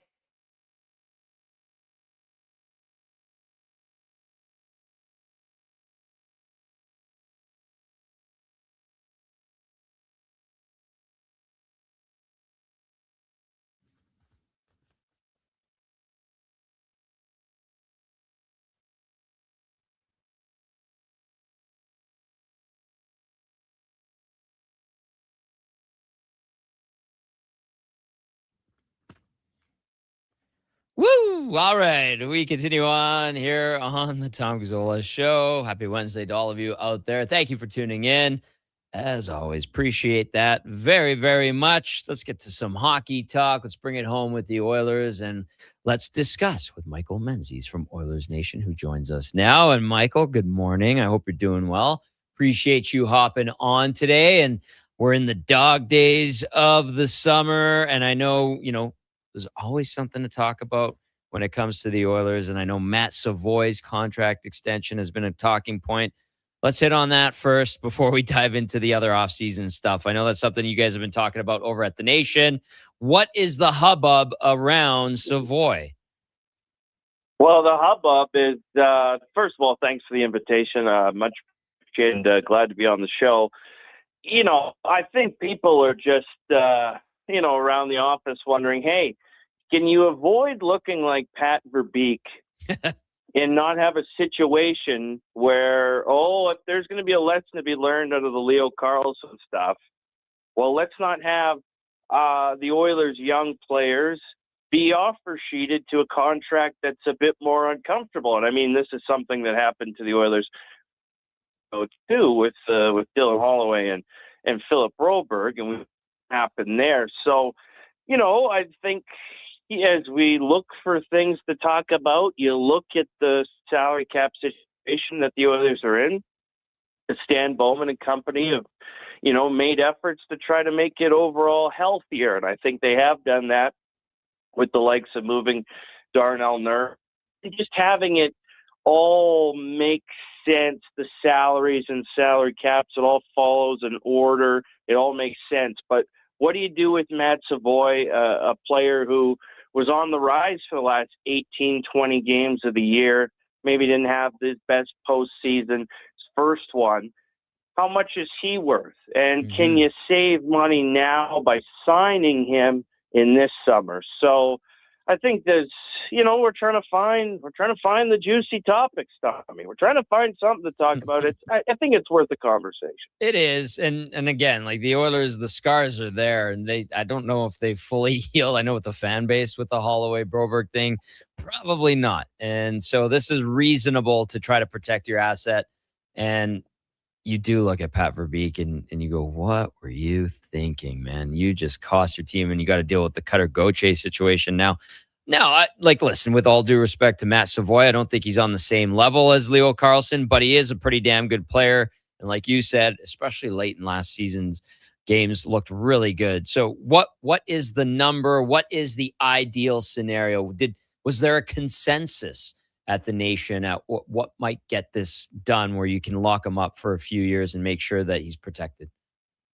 Well, you look at some recent comparables, right? And maybe they're the type of comparables that you say, well, maybe there isn't so much of a rush. For me, I look at like a Maverick Bork type contract. He just signed. He got moved from Dallas because they were getting squeezed, as we saw with Robertson's eventual kind of underwhelming term yesterday. But that's a whole other drama going on in Big D. But you look at Maverick Bork, you look at Cole Perfetti, you look at even Connor McMichael. I even like one contract that always stood out to me that was really sharp, not to, jar everybody here with Peter Chiarelli praise here on a Wednesday morning, because go on. I don't want people beating the radio, but Oscar Klefbom's contract years ago, right? The idea that maybe you're paying a little bit more in the now, you're saving for the longer term. I think if you're trying to buy some future years, a 5-6 year deal, if you can get it around 5.5 in the 6s, something like that, this presumes, and I think is maybe a good bet on a player that you envision being in your top 6 for the next several years, and you're looking at his last season and saying, well, he's probably closer to the player that finished out that regular season. If you look at his total career, including junior, he turns it on his first season in a new location after Christmas. This is his type of, persona as a player. So that 6 year in the 5.5, 6.5. What do you think? Something in that range, or is that too ambitious, too early? No, I think if he's a top 6 guy and he is producing 50 to 60 points minimum during that time, I think that's a fair value for a guy like that in this new NHL landscape. And it's good to show a little commitment to a player like that, and then he reciprocates and you get loyalty. So that might be, as of right now, people might go initially, oh, what has he done to deserve that? Now, the way he's tracking, and I'm encouraged by the way he played, and as the hockey got better, so did his game and his effectiveness. And I think that probably will continue if he's given the opportunity. So I would be okay with that. I'd say, yeah, that makes sense. Like, you give him 5 years, $6 million, you go, well, you know what? This kid could more than earn that, and then it might be a bargain by the end of it. So we'll see. I have no problem with that. It's just adapting to the new money in the NHL, basically. And I think that's something that we are all getting acclimated to right now, if that's fair. Yeah, I mean, we have to adjust our eyeballs. We have to look at numbers and say, oh, okay, Trevor Zegras is a $9 million plus center. Yes. Leo Carlsson, obviously. But the Leo Carlsson situation, just to go back to that, because this conversation is a little bit in light of that. Who are going to be the players that actually went and reset the market? Kaprizov had the opportunity, and he did it out of the free agent class to be this past season. But who are going to be the players? Because it's kind of not the hockey thing to do to not compared to, let's say, quarterbacks in the NFL, that every time the new one's up, they reset the market and so on and so forth. But how do we adjust to all this new money that's out there, and how do you still build a team? So I just think that's a fascinating quandary for general managers to have. I look at maybe the best contract of July 1. In fact, I won't even say maybe. I think it is. I think it was Demidov in Montreal. Yeah. How Hughes got Hudson to commit a year ago to under 9 is unbelievable. Demidov the same way, and they have a collective buy-in, it seems, from their y'all that okay, yes, you're gonna. The commitment is $60-70 million in total, but by the time that contract begins, they're already underpaid. I mean, if Pat Verbeek, if he's looking at Montreal, it's like, why couldn't we have had that? What happened? And It's now his it's fault. kind of been lost. Yeah. Right. So, and they have Gauthier to sign, and could probably use, they have a Spencer Stastny shaped hole, I think, in their blue line too. Could probably be filled. Who knows? Well, you know what? I think a Spencer Stastny might be available if they should choose to pursue something like that. We got Michael Menzies with us from Oilers Nation. I'm going to throw something at you, Michael, in regard to a new Oiler that I think a lot of people around here are curious and somewhat excited about, and that's Ryan Shea. And Jason Spezza a few days ago had some interesting things to say. I'll read the quote and then just get your reaction. Spezza said, I think we'll wait and see with everything. But at the end of the year, we talked with Ryan. Ryan's a player that obviously we brought in here a few years ago, got a lot out of. He went to market with hopes of cashing in long-term with a big ticket, as he deserves, with the way he's played. Like anyone, we'll continue to monitor what's going on out there right now. Ryan's a guy that we've had lots of time for in the past, but we feel like we've replaced him with Declan Carlisle. And we'll continue to watch and just kind of see where things go. We're always in on anything. And if the market changes, then the market changes. I thought that was interesting that they were okay to just kind of let Shea walk. And then they tell us that Declan Carlisle is who they're happy with replacing him with. Should that give Oilers fans some pause, what Spezza said about Shea? Well, checks notes, checks elite pros, Declan. Okay, let's exactly. much in the same way that probably an Oiler fan a couple months ago would have been like, Ryan Shea, is he on Love Island? I don't know. Oh, he's the newest Oiler. Okay, so I think a couple things come to mind. One, and I kind of thought this or heard it said in light of Tampa Bay with Darren Ranish. Do you want to pay Darren Ranish, or do you want to be the team that finds the next Darren Ranish and, says, okay, you've built up your profile, what have you, but we've got to make other considerations. Pittsburgh is obviously, they are trusting that whether it be their analytics team, their scouts, everybody, that they can make up Ryan Shea in the aggregate. I don't know. I don't profess to be an expert on Ryan Shea. I am encouraged by the last season he's had. I'm encouraged that, Stan Bowman loves a player he drafted. So, it's not a completely unfamiliar player or bet. He's got rapport with him. And even if Shea doesn't quite meet the same numbers as last year, that doesn't necessarily mean the contract's a bad contract. And it doesn't necessarily mean that Shea can't play third pairing and maybe stretch up a bit into second pair depending on the night. I think the Oilers have been missing a Brett Kulak-ish element to their decor.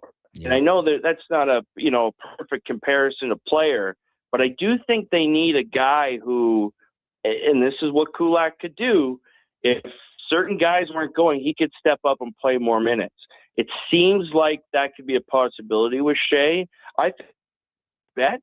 I'm not as concerned as maybe some other people, but you have to wonder if it's going to be a one-hit wonder. He's 29 and he's played 100 and whatever NHL games, roughly. Yep. Right. So, it's not a slam dunk by any means, but I'd bet on it. Okay. Well, hopeful and optimistic, obviously, and we'll see if he can be serviceable. He got a nice contract from the Oilers. Okay, Michael, here's a guy that you hear a lot of, and I know a lot of people write about him and are enticed by his offensive abilities after his first pro season, and that's Quinn Hudson. Where do you think he fits into all of this in the grand scheme of things? I just wonder if there's just a lot of forwards in the Oilers on the roster or even in Baco that could be potential bottom six guys. And that's where I'm not sure if Hudson, I really am not sure about Quinn Hudson, whether he's going to be a guy who carves out an NHL career in Edmonton or not. I mean, even if you look at heading into this next season, you're going to have some battles to make of Owen Michaels either. And sort of the whole situation last year of signing Michaels, you could only sign him to the 1 year. He had to be up with the team. And then you have to sign him to 2. You know what I mean? And then Michaels was just there, but you never heard him. It's like, what was the plan? What was the idea? So, and the Oilers have a lot 5-year-old lottery tickets, I guess you could say, or that doesn't give them enough credit. I mean, they're more than that. The good pros, they've carved out already in their first couple of years, good seasons. I don't know. I tend to think it's fairly congested in the bottom six, but you have to be, looking at it like, hey, he's able to score in 1 year, and he had a couple moments as an Oiler. But I think for this upcoming season, whether you add Joseph, you got Janmark in the mix, Doc, what's Frederick going to be? Max Brown. Max Jones. Sorry. Jones. Yeah. It does go on and on a bit of, okay, where does this all land with these guys? But I guess that's why you have camp. And the big wild card again in next year is, well, who does Mike Babcock like? Who does he latch on to, right? Great point. So, right? We don't understand that. That's part of the reason, too, I'm not in the biggest rush to say, well, the Oilers have cap space. They must use the trade for the top six player right now, spend the assets. It's like, well, we don't even know how all these pieces fit with Babcock yet. And so I don't mind a little bit of patience here just to figure out how the new coach thinks about all the new players, right? Very fair. Very fair. Michael Menzies from Oilers Nation with us now. Okay, I know you guys were talking about the schedule that was released last week. What are the highlights?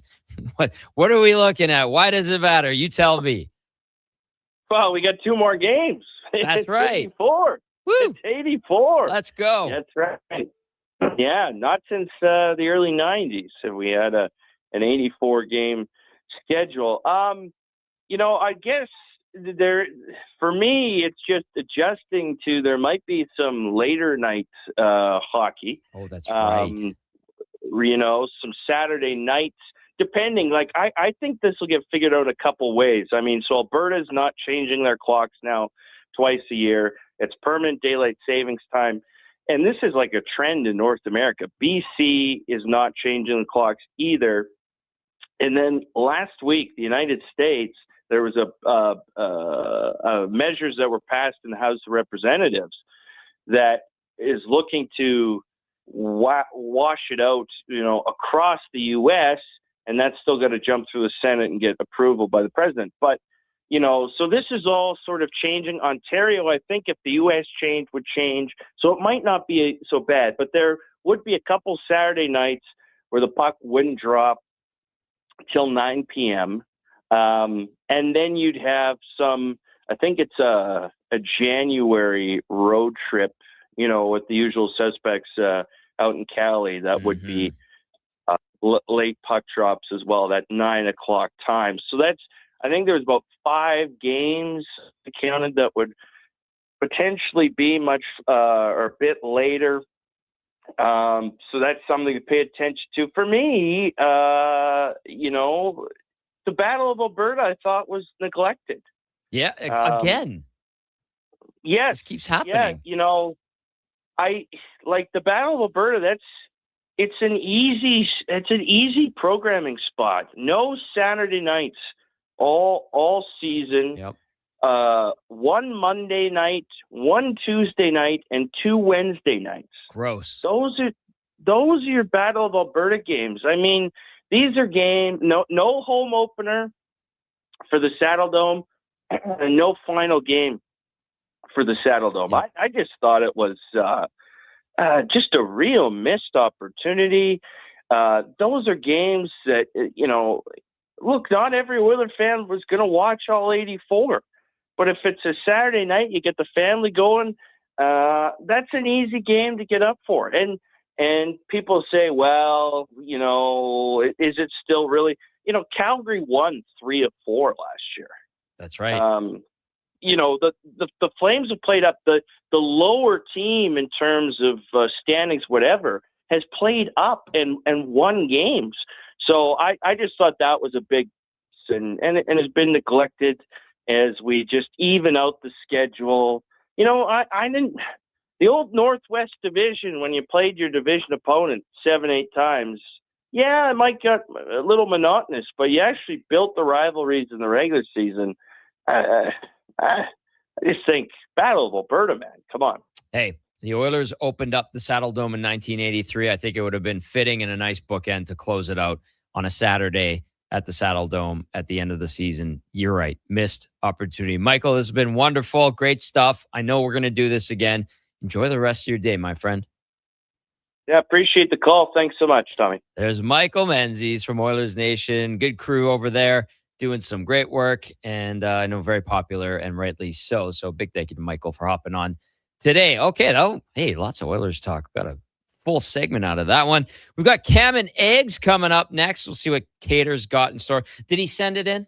Oh, he's on it. We don't have him in studio today, but Cam and Eggs on the way. More of your texts. Keep those coming in. 1-833-401-1440.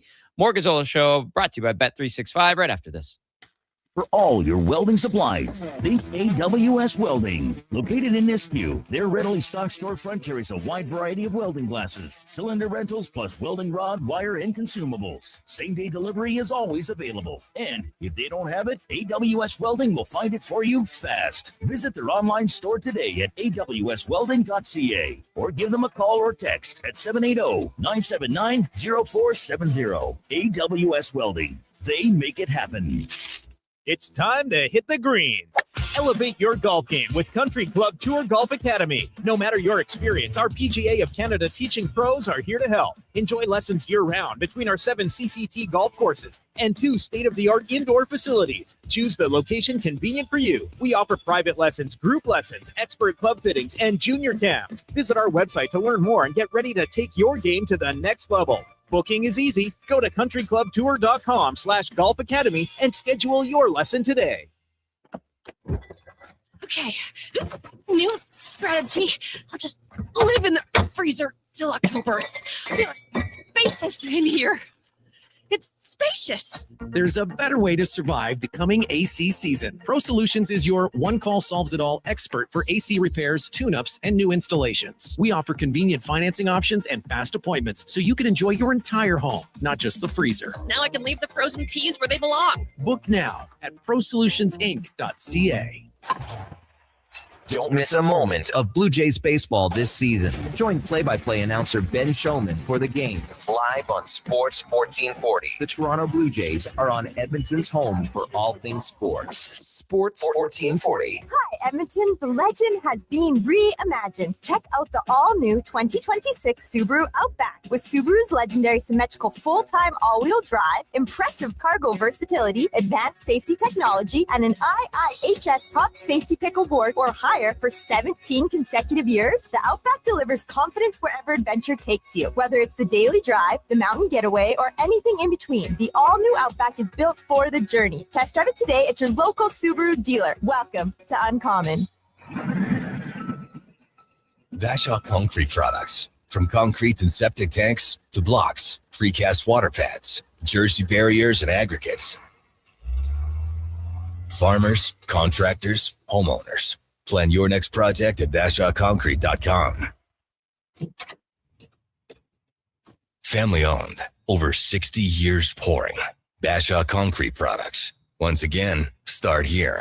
BashawConcrete.com. Caesars is Alberta's anytime, anywhere sportsbook. Stay in the action with your favorite teams and players. Whether you're camping, kayaking, or catching a show this summer, bet wherever you are, whenever you want. Plus, Caesars Sportsbook offers fast payouts and flex parlays, a new way to keep your bet alive even if a pick misses. Download the Caesars Sportsbook app today. Must be 18 or older and physically present in Alberta to gamble. Must be 21 or older to use Caesars Sportsbook. If gambling is affecting your mental health or well-being, 211 Alberta is here to help. Call or text 211 or visit ab.211.ca. Standard message and data rates may apply. Please play responsibly.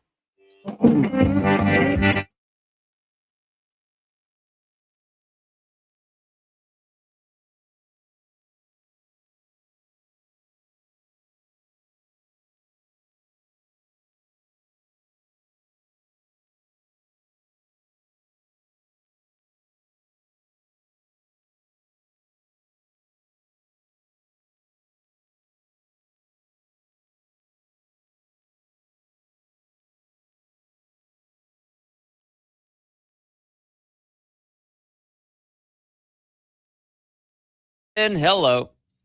This is the Gazzola Show, brought to you by Bet365. Got Cam and Eggs on the way this segment. David Schlemko will be joining us at 9 o'clock. We've got Dave Pagnotta coming up, in or out with Brando. And then Mark Scheig from the Hockey Writers covering the Blue Jackets' $4.7 million gap between what Jet Graves wants and thinks he's worth and what the Blue Jackets want to give him and thinks he's worth. So that's going to be interesting. A couple other things, too. Like, what is happening in Columbus? Kirill Marchenko, is he going to get traded? Is he not going to get traded? What does Adam Fantilli get? Is Rick Bowness at, 74 years of age, the right guy to right the ship with the CBJ? So we have all that and more coming up. If you have any questions for Pagnotta, he's our Hello Hockey Insider, by the way. If you've never checked out our Saturday show, Sean Bell and I have a show called Hello Hockey, and Dave is a staple. He's our insider, and he always has good stuff in regard to what's going on around the hockey world. But we need to get to Cam and Eggs. We got Fenny in studio. He's here. Brandon Douglas, Tom Gazzola, and Cam not with us in studio today, but he did provide Cam and Eggs. Do you know what we're talking about, Brando? Oh, we're going in blind. Let's find out. Here it is. Cam Tate with Cam and Eggs. I invite you to use your imagination. Meet young Mark Spector. Day one, journalism career. And the kid is lit up, practically sprinting to his desk. Doesn't know it yet, but this is the good part. The part before the deadlines, before the tough editors, before he learns coffee is a food group. Right now, all Mark knows is this. He's about to write his very first story. And somewhere out there, tomorrow morning, someone's going to unfold a newspaper, and there'll be his name in print forever. That feeling, that's the one you chase your whole career. Turns out, you never really lose it. Picture a boy alone in a small room. No typewriter on the desk, no keys worn smooth from practice, no ribbon of ink, no crumpled pages in the trash can from sentences that almost worked. That's how young Mark Spector could have started. Instead of stories, silence. Instead of headlines, a blank wall where his imagination had nowhere to go. No place to test a sentence. No place to fail and try again and get it right. No place to become who he was meant to be. Somewhere tonight, that boy still exists. Talented, ready, and waiting for a tool that never comes. Let's make sure he doesn't have to wait. I'm grateful for people like Speck. You know him as Mark Spector, but to me, he's just a guy who cares enough to tee it up for kids he's never met. Today, the Mark Spector Golf Classic is rolling at the Quarry, raising money for Sports Central so kids who can't afford equipment still get the chance to chase their dreams. That's worth being grateful for. I'm heading out later this morning to shake Spec's hand and say thanks myself. You can say thanks too. Donate at sportscentral.org. Cam and Eggs. Sports. 1440. The Mark Spector Golf Classic happening right now at the Quarry. Online auction is live. Lots of fantastic items up for bid. They're trying to raise $20,000 this year. They're at $11,660. Obviously, the online auction and the auction down at the Quarry later will probably get everything over the hump. But if you're curious, or maybe you're a jersey collector, you want a cool collectible or a neat experience, head on over to markspectorgolfclassic.com. And then the top banner, you can see it online auction.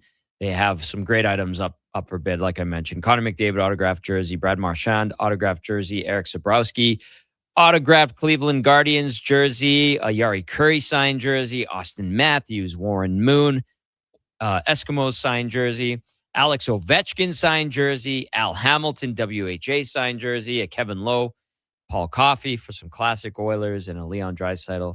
Like so many great jerseys that are available at a steal of a deal.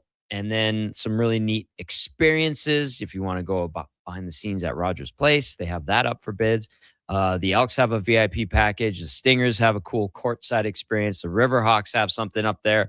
And then some getaways as well, some golf getaways, some ski getaways, all up for bid. And then items as well, like a 50-inch Samsung TV, patio furniture, games, things like that. Set of 4 Goodyear tires for $950. That's a decent deal. I'm going to need new tires on my vehicle very soon. There's also a Vladdy Guerrero Jr. autographed bat. Not sure how hot that item is right now, but we'll see. There's a joke there. Yeah, like if I were interested in buying that bat, it is not the one I would be using in my expected attempt to get a hit off of a premier pitcher. And not for the reason you think, not because it would diminish its value, but because it's ice cold. Ice cold. I'd be using Max Stagg's bat instead. Yes. The Aussie. With the walk-off hit yesterday. I've only ever seen one that's a lie. I think I've only ever seen one home team home run at Remax Field in the games I've went to down there, going back to the Prospects, now in the several years of the Riverhawks. I've seen a few away team ones. Last night, two dingers by the Riverhawks. And I wasn't there it was like hot dog frenzy night. Everything was hot dog themed. Excellent. Well, I like when they do the weenie of the game. Yeah, it's great. And anytime the weenie of the game gets a strikeout. 2 games I've been to this year, the weenie has struck out, Awesome. and I have not caught one of the free hot dogs. Damn They just yeet into the stands. Sometimes they just give them away on your way out the door. See, I wish. Right? I haven't been so fortunate. They do the flybys, and they're just yeeting them up into the stands. Oh, yeah. Like Kelsey Plum throwing that T-shirt at that NBA game a number of years ago. Do you remember that, Tom? Is that when she threw it into the upper deck? She looks like vintage Dan Marino, just absolutely sailing into the upper deck. And I was like, that is one of the most impressive things I've ever seen. An absolute rifle. Just a pistol. Boom. Eden, father of Arius, chiming in on the Matt Savoy discussion. Curious what you guys think. I'm going to read this text out if you want to get in on the action. 1-833-401-1440. Eden says, come on, gentlemen. A 20-game hot streak followed by disappearing in the playoffs is not something to get excited about. You don't need comparables. You need to take a really hard, honest look at the player himself. Signed, Ed, father of Arius. To that, you would say what, Brandon? And I Fenny? would say stay tuned for In or Out today. Oh, we're gonna talk a little Matt Savoy just to stay on that trend of kind of the topical Oilers thing right now, making its way around between, our friends at the Nation here. I've heard it come up on Gregor's show a few times, Low Tide, etc. So I've decided we might as well dip our toes fully in once we get to Schlemmer, who is a huge Matt Savoy guy. Oh. St. Albert product, of course. Oh, in or out, 9:40 today. That's going to be good. Right after Dave Pagnotta, Schlemko coming up right away here. Fenny, do you want to chime in really quickly, or do you also want to save it for in or out? Well, I imagine I'm not going to get my thoughts out in a row, so I'll just say he was a rookie last year. Yeah. So and the Oilers in their entirety were not good in the playoffs, so I would not hold it against him. Yeah. I would say big things coming from Matt Savoy in the 26-27 season. One Jordan Bartholomew Eberle. I don't know if that's his real middle name. I'm going to assume it is. Struggled in his first postseason. Turned out to be a pretty clutch postseason performer with the Islanders in his time. And I think he was decent with the Kraken when they beat the Avs in the first round a few years ago when they were the defending Stanley Cup champions. So one postseason, especially your first, isn't how you're going to end up being in the second season of the National Hockey League. I'm curious to see how Matt Savoy continues to progress. I like the way he tracked last year. And if you're protecting your asset in this day and age in the NHL, I think you need to be leery of the offer sheet, which is now becoming a weapon that's being utilized more often than in years past. Glenn asking, how do I find Spector's online auction? It's markspectorgolfclassic.com. Go to that website, and then the top banner says online auction. Click on it. It'll take you in, and you can make a bid. Thank you for asking, Glenn. Appreciate that very much as we try to get to 20,000. That is the goal. They're at 11,660 last I checked about 5 minutes ago. And hopefully we get over the hump today and then some. So, Glenn, thank you again for bringing that up. Okay, we do need to step out. We have to get to a sports update with Brandon. And then when we come back, it will be David Schlemko joining us for his regular Wednesday shift. This Sports 1440 update brought to you by Sean Cunningham of RE/MAX Real Estate. Get the home team advantage for your next move in the Edmonton area. If you're thinking about buying or selling a home, call or text Sean directly at 780-265-0165. This is a Sports 1440 update.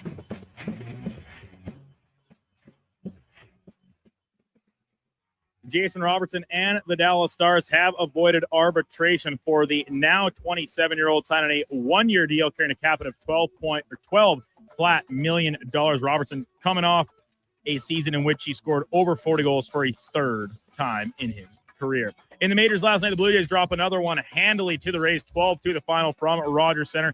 Kevin Gausman in what might be his final home start for the team with the deadline approaching. Goes just 3 1/3 innings, giving up 4 earned runs on 9 hits. Around the rest of the majors, Dodgers get past the Phillies 2-1 thanks to a base running error late in the game on behalf of Philadelphia. The Royals get past San Fran 3-2, and a pair of postponed games that will result in doubleheaders today. Yankees and Pirates will go at it twice from the Bronx, and the Boston Red Sox will chase down record franchise tying 15 straight win as they go doubleheader against the Orioles later today. WCL action from RE/MAX Field. The Riverhawks get a pair of home runs and a walk-off hit by Max Stagg to defeat Kamloops 6-5. Coming up in hour 3 of the Tom Gazzola Show, we'll be joined by Dave Pagnotta from the fourth period, as well as our Wednesday co-host, former NHL defenseman David Schlemko. I'm Brandon Douglas, Ticker Sports 1440 update.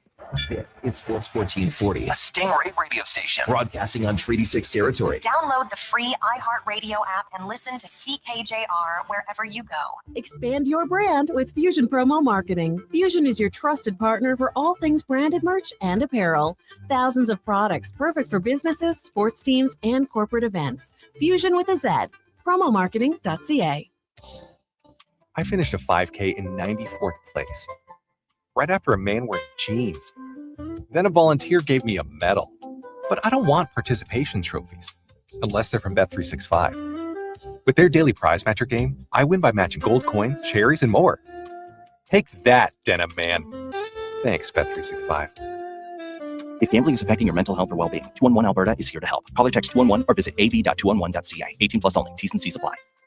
Hurry in for hot summer savings at Wolf GMC Buick. Take advantage of 0% purchase financing for up to 72 months on select new 2026 GMC Sierra 1500 pickups. 0% purchase financing for 36 months on select new 2026 Sierra 2500 Denali and Denali Ultimate models. Plus, huge cash savings on GMC Sierra heavy-duty trucks. And ask about the $1,000 truck trade-in bonus and low-rate lease offers. Wolf GMC Buick. We're making it easy. WolfGMCBuick.com. There's still time to book your tournament at the Ranch Golf and Country Club. As one of Alberta's top tourney courses, the Ranch makes hosting fun and easy for any group or business. No matter how unique or unusual, they'll accommodate your vision for an event no one will soon forget. Start planning your tournament today at their beautifully landscaped course on the outskirts of West Edmonton. On-site event coordinators are here to help, but hurry, availability is limited and booking fast. Visit theranchgolf.com.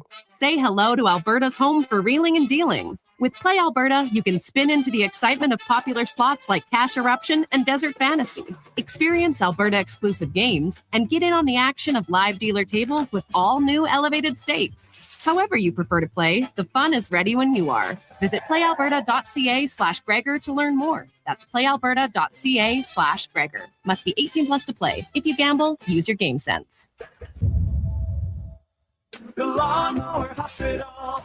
If you've got a lot of grass to cut, or just a little, the Lawnmower Hospital in Toro make it a breeze. Handle your yard with an easy maneuvering personal pace Toro walk-behind mower. For commercial and acreage use, hop on a Toro My Ride zero turn with the comfort and performance you deserve. Plus, 0% financing available for up to 36 months. See Toro, the top name in turf, now at lawnmowerhosp.com. The Lawnmower Hospital. Recently, our company softball team lost a big game by 1 run. Then Dale tried to console us with the quote, "Winning isn't everything." Well, Dale and I are very different. I get early payout from Bet365. If my team goes up big, I get paid out instantly, even if they blow the lead later. Sound familiar, Dale? Thanks, Bet365. If gambling is affecting your mental health or well-being, 211 Alberta is here to help. Call or text 211 or visit ab.211.ca. 18 plus only. T's and C's apply.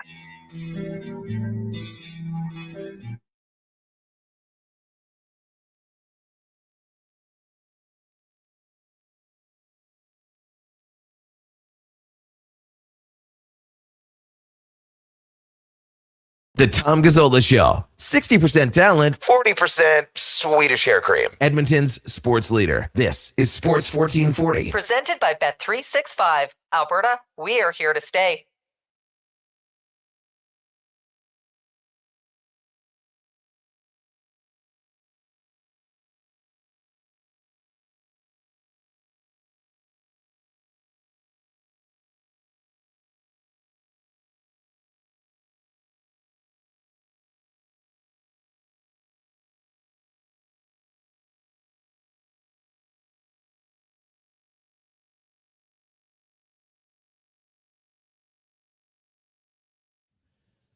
Hour number 3, Tom Gazzola Show, brought to you by Bet365 on a Wednesday. It was hazy driving in. How is it out there, Schlummer? Smoky, bud. Still a little smoky. A little smoky out there. Okay, well, for those that have like asthma or are sensitive to it, be cautious. Yeah, kind of hard to believe with all the rain we've had. It can still be smoky out there. I know. I thought the same thing. And then you see like the hot spots in and around North America. And you're like, oh, yeah, the wind brings it in. But you're right. We've been drenched. Dave Schlemko in now, powered by Cougar Paint and Collision. Cougar Paint and Collision, where your family, service, and pride have earned customer trust for decades. CougarCollision.com. Schlemmer, good morning. How are you? I'm great, buddy. Yeah? How you doing? Good. I mean, you're in good spirits. You witnessed me make a mess in the kitchen. Great start to the day. I apologize to those that we work with. And I wanted to make a coffee, and this mug doesn't really fit in the coffee machine. So I really screwed that one up. But How do you fancy with the cappuccino, hey? yeah, and then I mixed in a shot of espresso. Oh, attaboy. Thank you. That's the Italian in me. North side, one of us. All right. Text us, because a few people have actually texted in already. 1-833-401-1440. Brandon Douglas and Josh Fenwick in studio as well, of course. And I saw this one right when you like got your headset on, and I was like, Perfect timing. Comes in from Cabers, first time texter. Says, hey, Tom, planning a road trip with my son to San Jose in October. Do you have any recommendations for hotel and food? Perfect timing because Schlemmer played in San Jose, obviously went to play against the Sharks in San Jose as well. I traveled, went to San Jose many times, and you would tell Cabers and his son where to go, where to stay. What are your recommendations, Dave? Oh, I'm kind of drawing a blank on restaurants. I guess I'll throw a few things out there. You got some restaurants? Okay. Okay. I'll bounce some off of you. Maggiano's. Oh yeah, Maggi's is a chain restaurant, but really good still. It's really good. Yeah. Okay. And then what was there's an Italian restaurant as well down the street from not Valencia, but the Fairmont that used to be there. This is the one that I'm thinking of too, that I can't think of the name. Great chicken parm. It's not Louis. No, Gino's. That sounds right. Does that sound right? Possibly. I'm terrible with names, but if it's in the row, I was going to say like anywhere you go in Santana Row is pretty good. The Valencia Hotel is beautiful. I think you mentioned that. Oh yeah. Honestly, San Jose as a city, not great.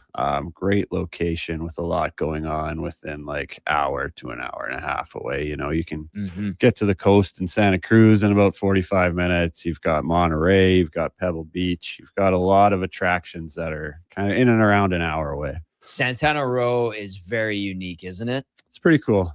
Pretty yeah. How would you, well, there's like a Tesla dealership right outside the hotel. Yeah. Yeah, I remember the single guys lived there, and what they were paying for like a 1-bedroom was pretty penny. Okay, I'm looking it up right now.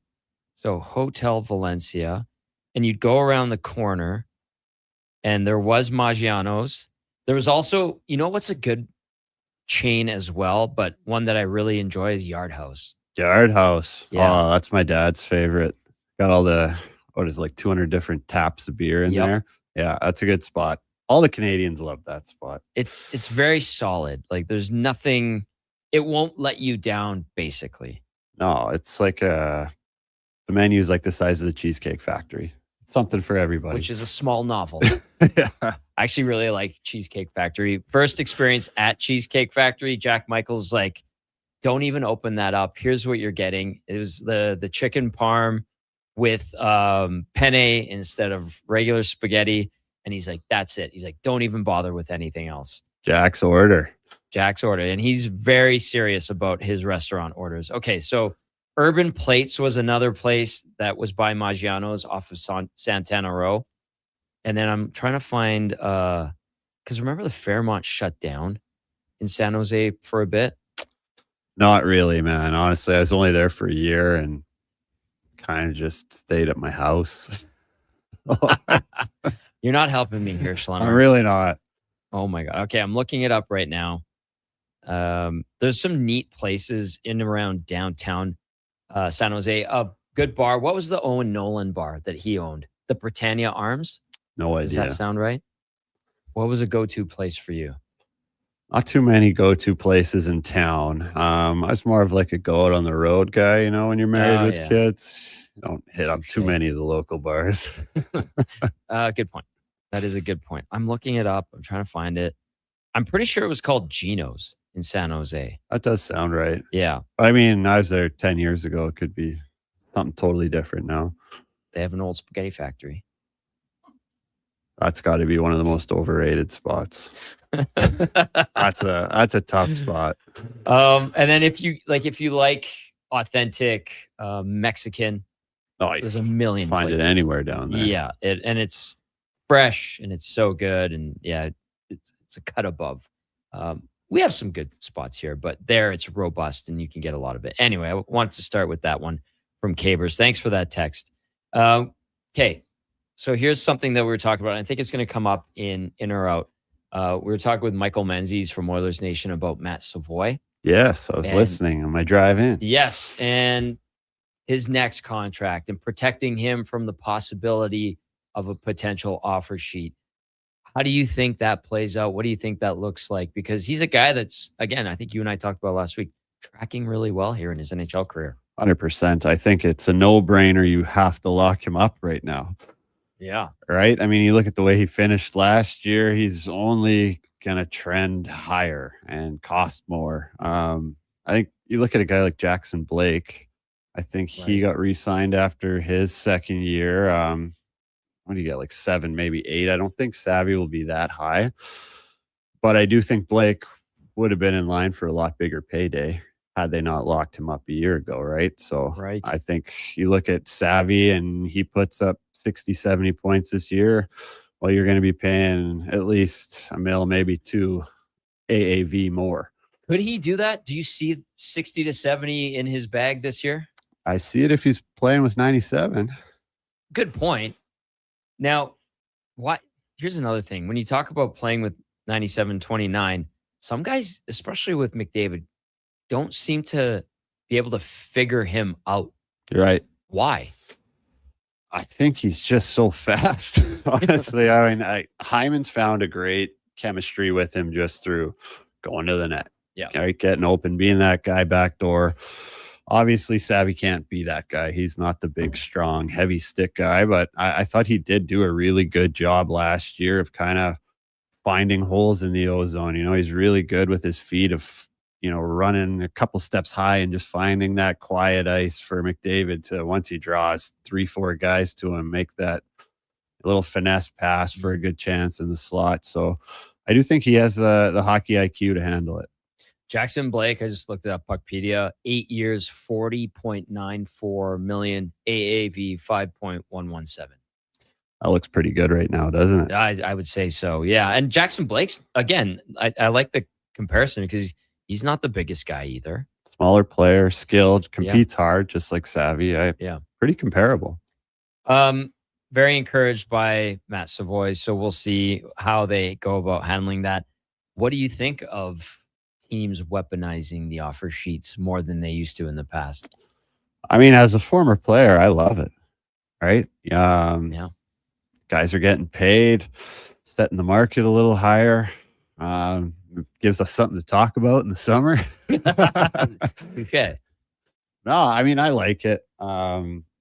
I think that it's starting to come around a little more in the mainstream. I mean, you go back to Kevin Lowe and Brian Burke challenging each other to a fight through the media. In a barn. So I don't think you're going to see any of that anymore. Will guys be a little bit pissed off, and will there be some revenge? I guess we'll see.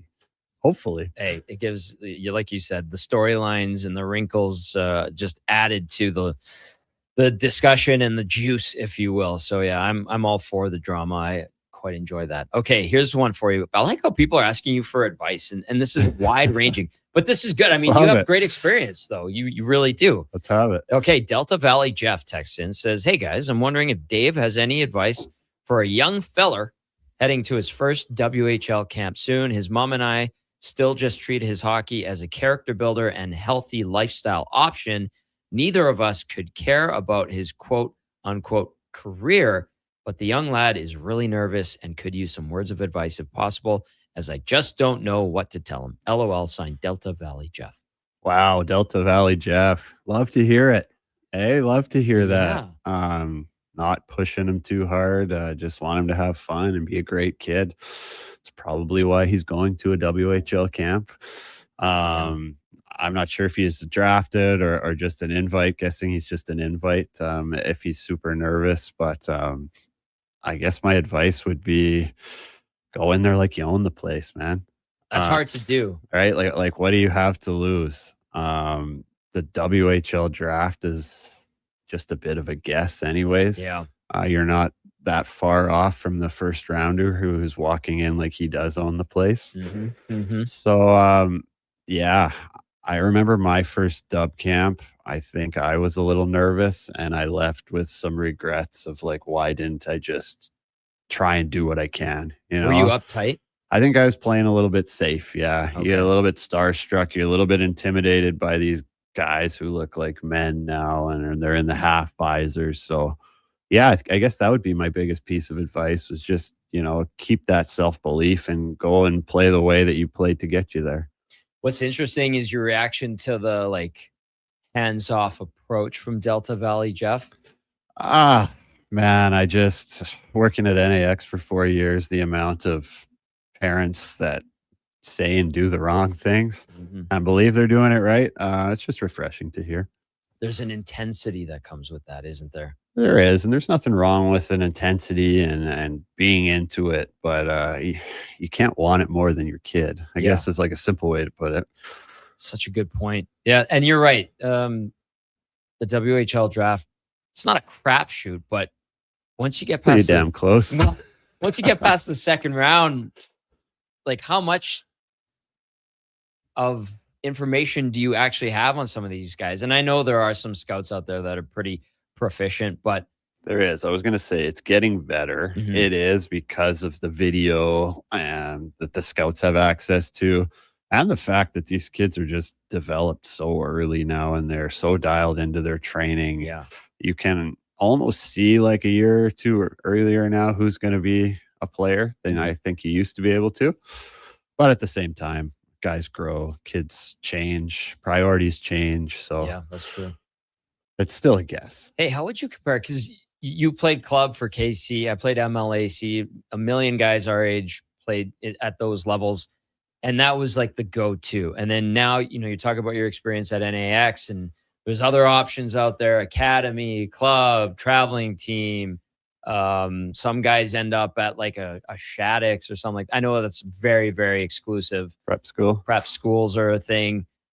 How has the elite level minor hockey system changed? Is it watered down? Is it better? Like, how do you look at it now from your perspective? It's definitely not better. Okay. I don't think.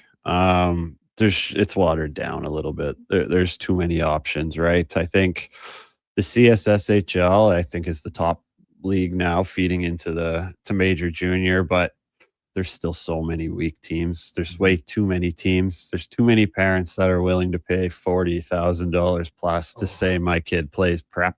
You wouldn't believe the amount of kids that are traveling like interprovincially from, academy to academy. Yeah, I've heard more of that. Just to play prep hockey.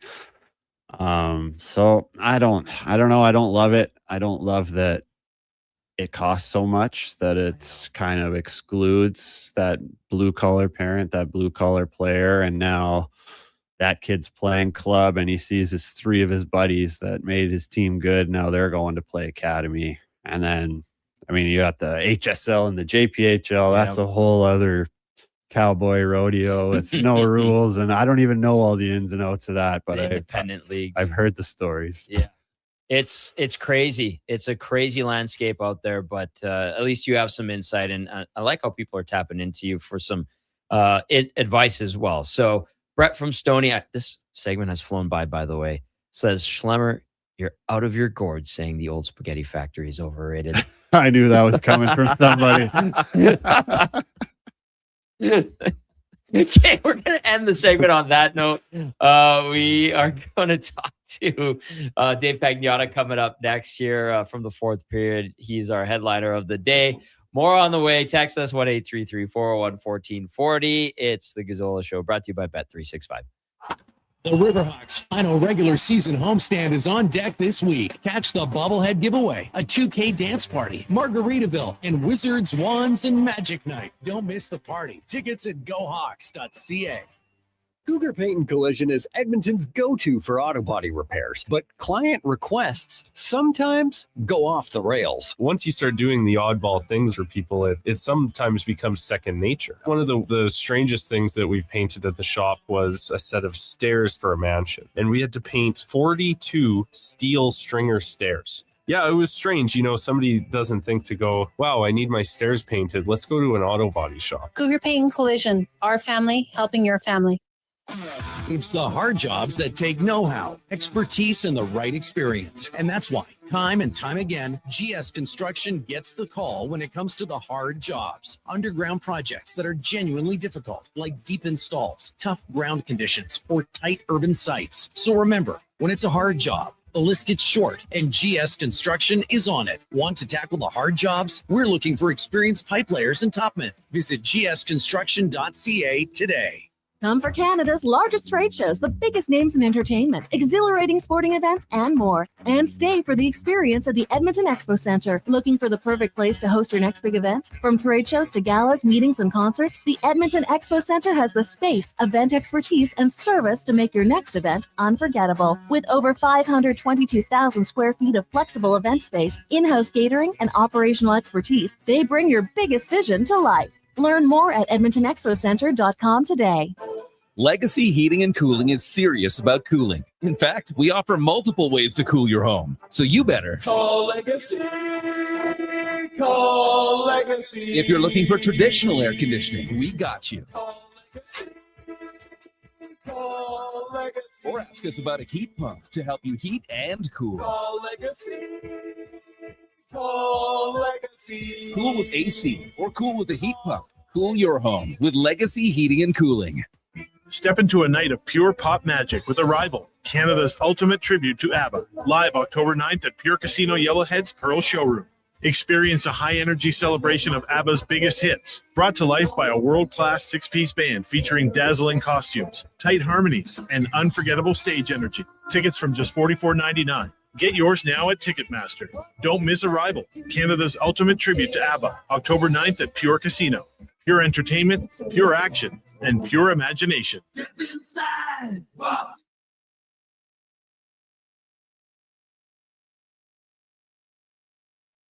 The Tom Gazzola Show on Edmonton's sports leader, Sports 1440. Presented by Bet365. Alberta, we are here to stay.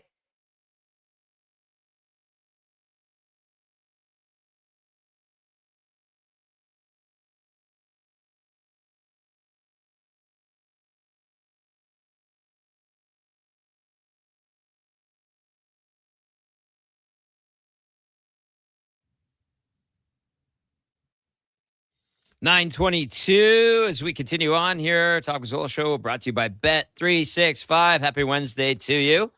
Hope you're doing well out there. Smoky, hazy. Hopefully that clears up soon. Tom, David Schlemko, Brandon Douglas, and Josh Fenwick with you in studio and joining us as our headliner of the day. Oh, I'm very excited about this. Brought to you by Mr. Rooter Plumbing, because your pipes take a beating on game day too. Ready for overtime, even when your plumbing isn't. MrRooter.ca. It's my paisan, Bello, Hello Hockey Insider from the fourth period, David Pagnotta. How are you? Hello. What's up, boys? How we doing, Tommy? Good? We're doing good. Welcome to my new show. Thank you for having me. Congratulations. Thank you, sir. Thank you.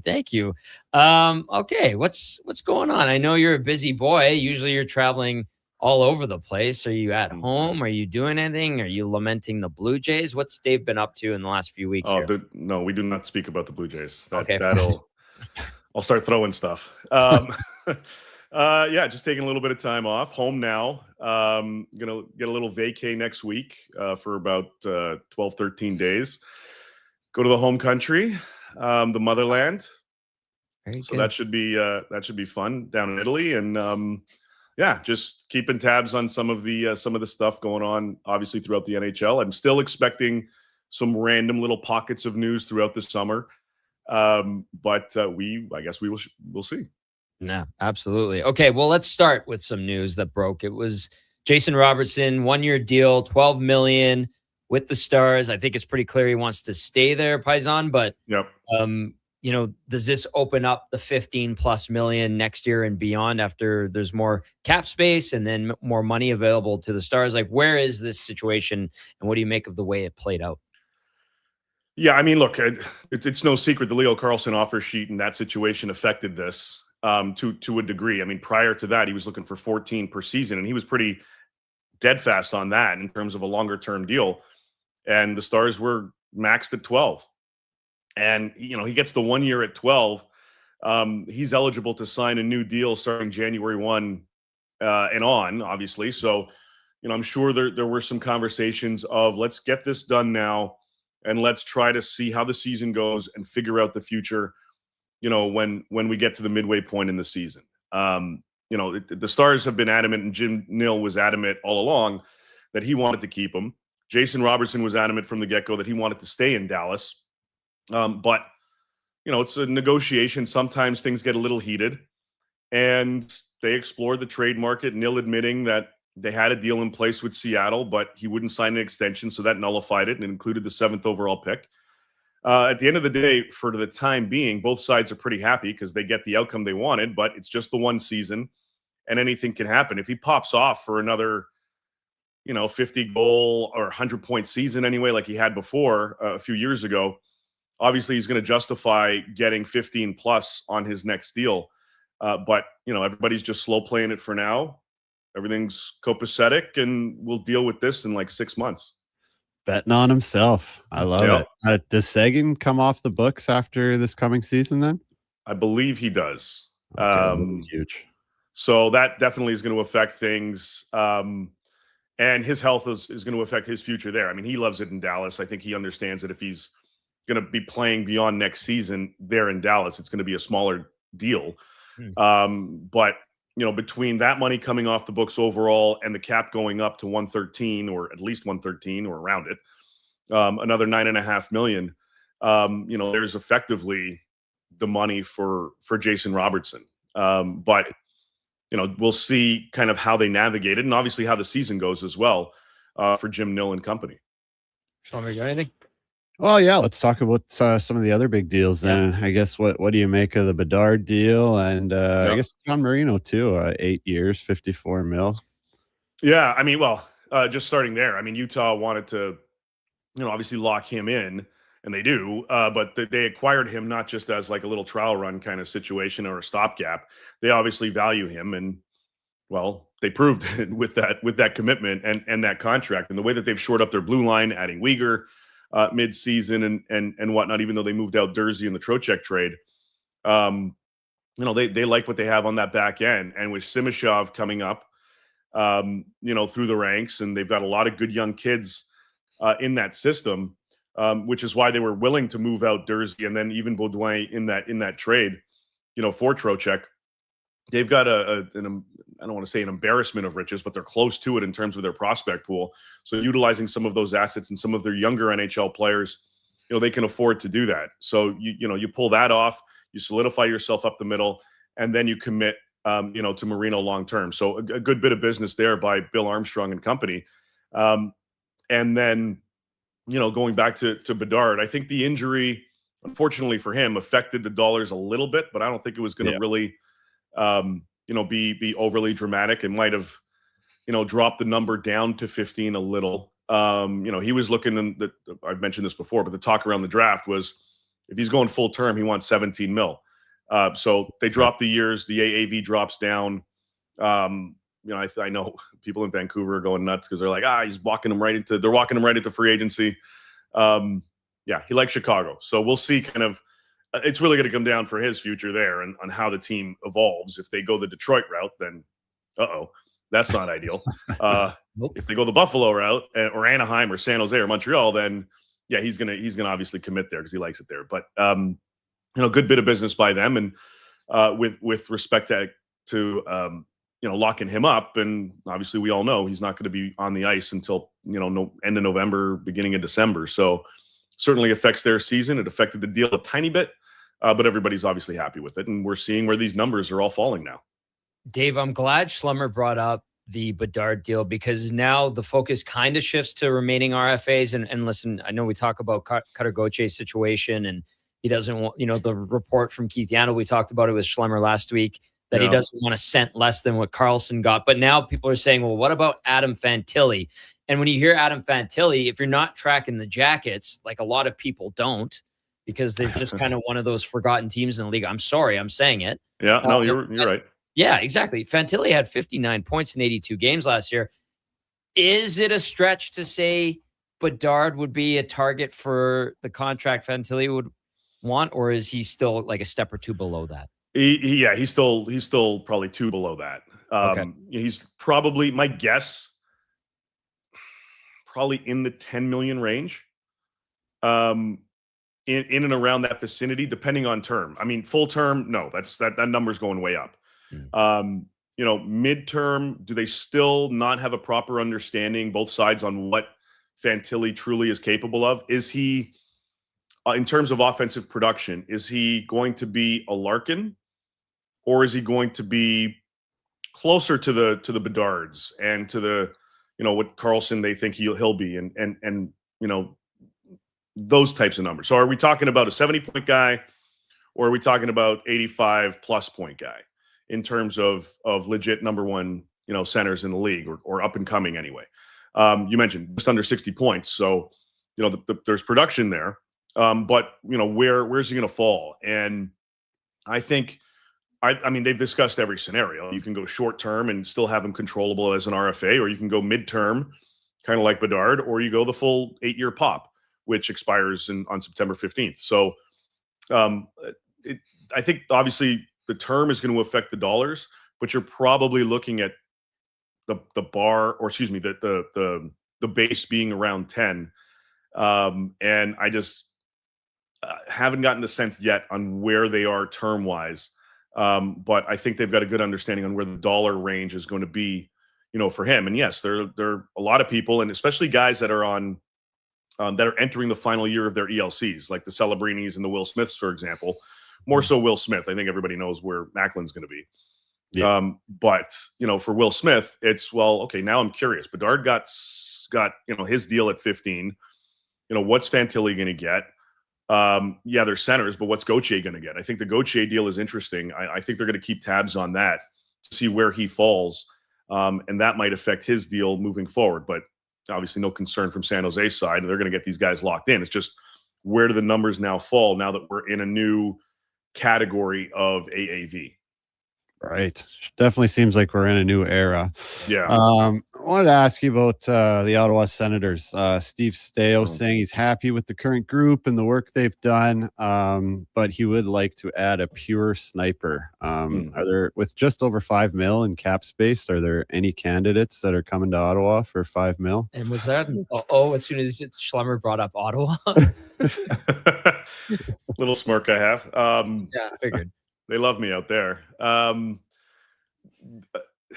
Well, no, the short answer is, the easy answer is no, not for $5 million. They're going to have to be creative in terms of what they want to add. And they've been looking, like, even when they pulled off the Eklund addition, when Brady moved out, they had already been looking for another top 6 winger, another goal scorer to add to that mix. So they're clearly still looking, and they're still looking on the right side of that blue line as well.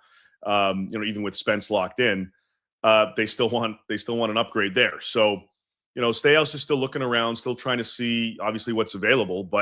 And that's one of the teams that I'm very curious about. Are they going to be one of those clubs where it's like, August 12th, and wait, what just happened? Like, I'll put the glass down and the umbrella down, and pay attention to what kind of trade just went down. Like, they're one of those teams where I'm curious about.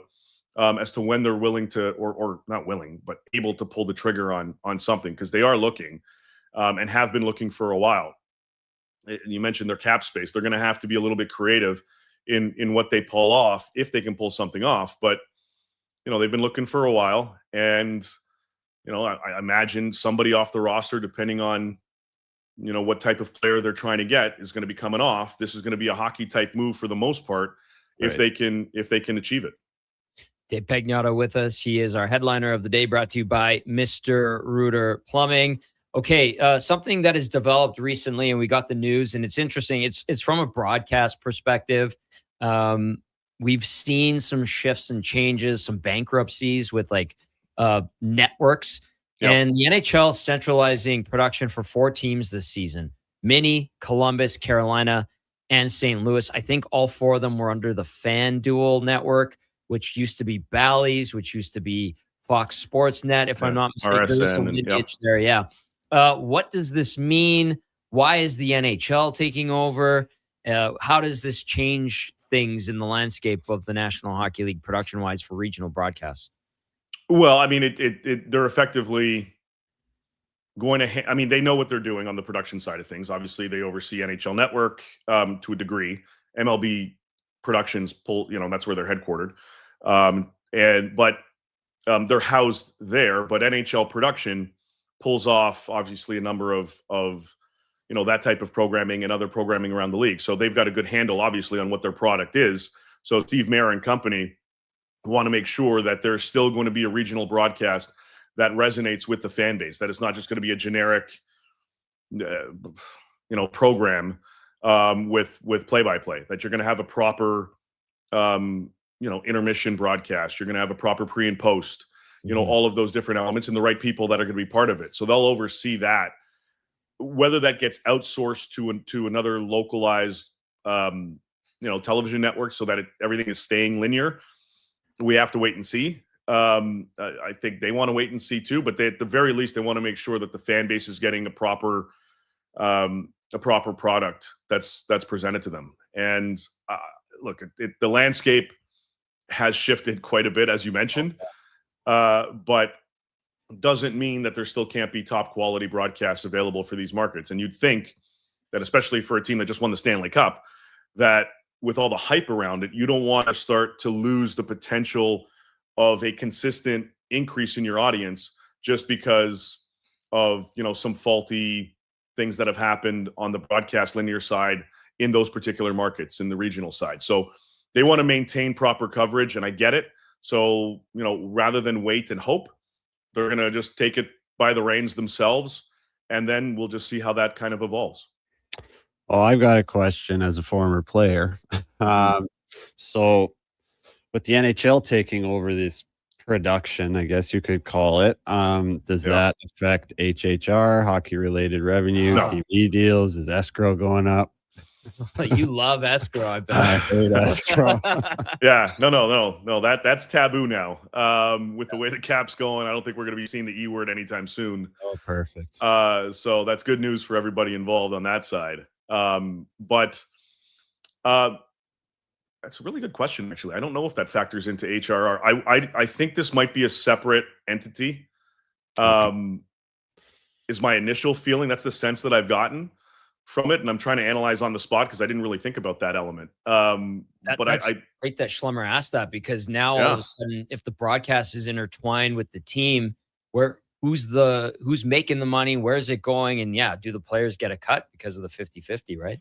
Yeah, no, it's a great question, excuse me, and a great point. Now, and there are some teams that handle their own, or at least part of their own broadcasts, and that, I believe, ties into it.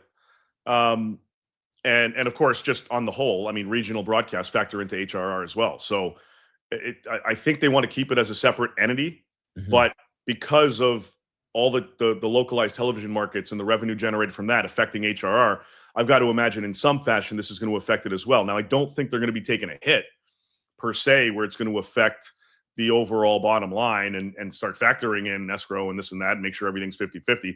The league's on such a huge trajectory, continues to be, that I don't think this is going to have a negative impact on it, especially with the U.S. national television rights coming up in a couple of years. That's going to be a big cash in.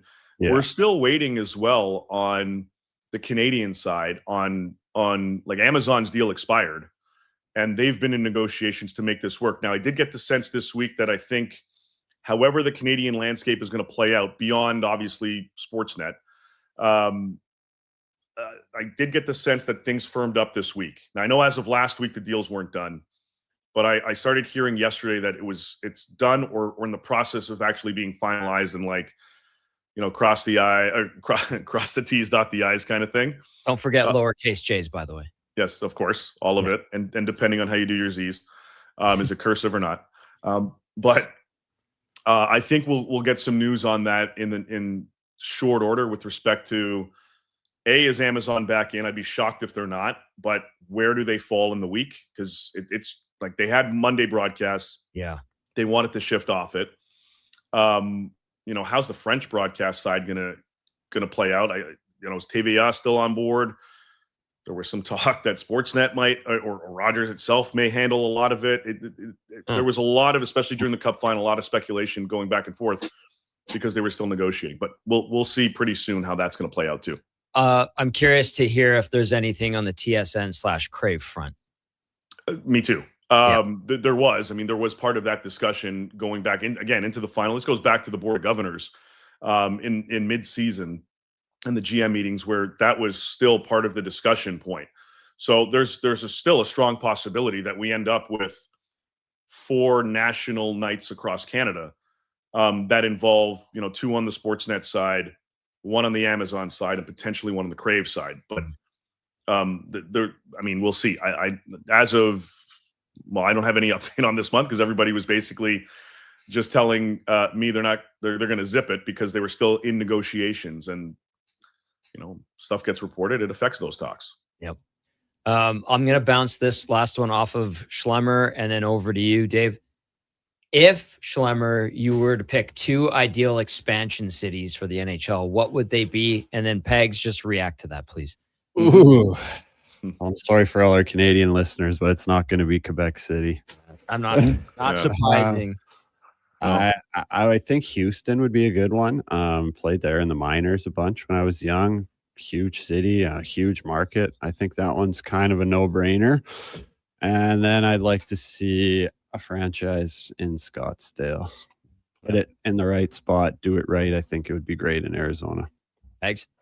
Yeah. In terms of want, I wholeheartedly agree. And the league would love to go back to and do Arizona right. Yeah. So whether it's Scottsdale or downtown Phoenix or whatnot, there's no denying the fact that Gary Bettman wants that to happen. But you got to have all the right pieces in place. It'll either be Houston or Austin. I mean, that much is confirmed. And the league acknowledged that as well with their deal. They signed their $3.5 billion contract with I totally blanked on the name of the family, but is that Fertitta? No. Okay. No. Free something. I apologize. Okay. But they own. I think they're the largest localized Toyota dealerships. Anyway, they're loaded family, good family as well, and they've got the exclusive rights to bring a team to either Austin, Texas, or Houston, Texas. So they're going to spend this offseason analyzing both markets and determining what makes the most sense. Now, as part of that $3.5 billion fee, approximately 1.5 is going towards the building of a new arena. So we are going to 33. That much is locked in. It's just a matter of, is it Austin or Houston? And then everybody's waiting to see what happens in Atlanta. They've already cracked ground on their project out there in South Forsyth.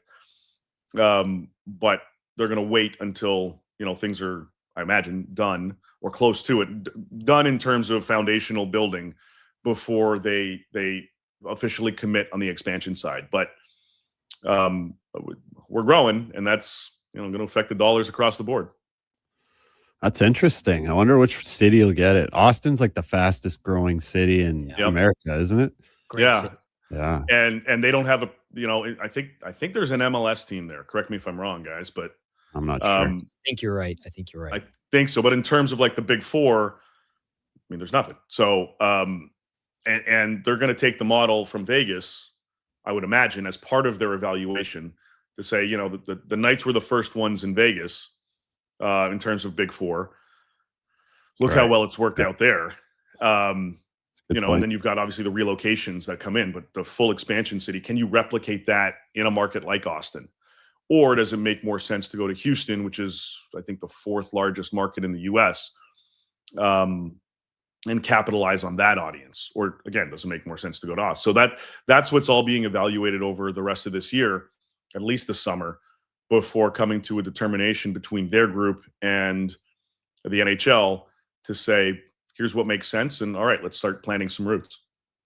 Bello, great stuff as always. Nice to catch up with you. I will send you stupid memes continuously throughout the summer.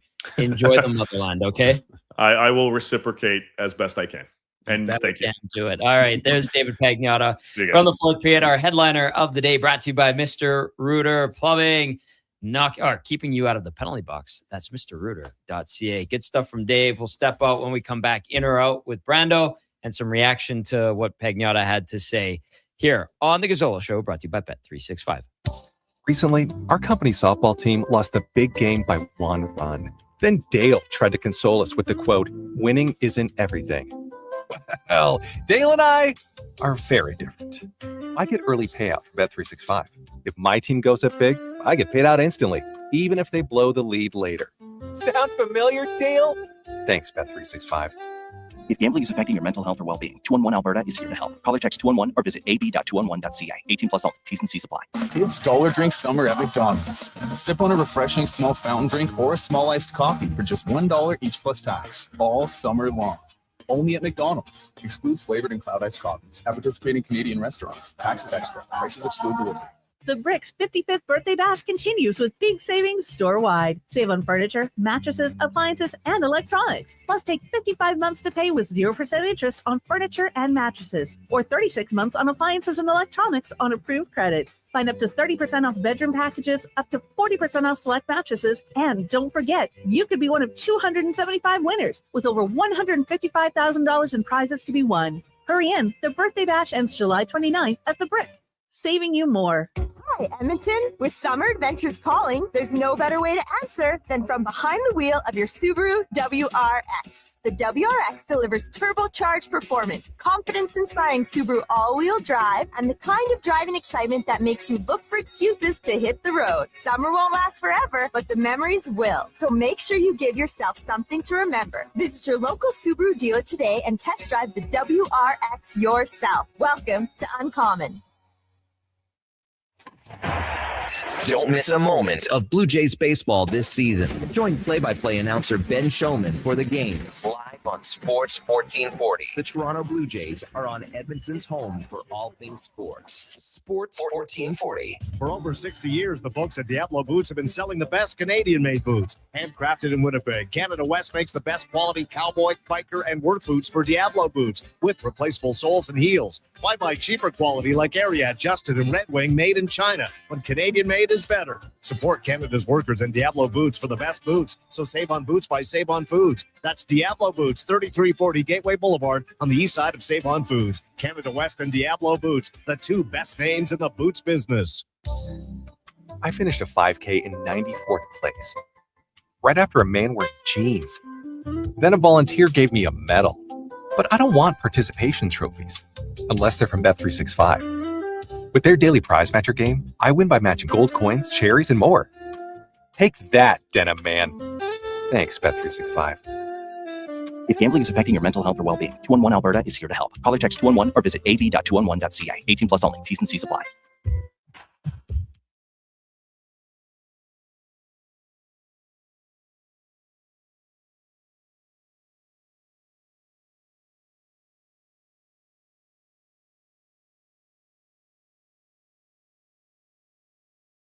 The Tom Gazzola Show. Oiler insider and Jersey aficionado. Edmonton's sports leader. Watch us on YouTube, Facebook, and X. Presented by Bet365. Alberta, we're here to stay.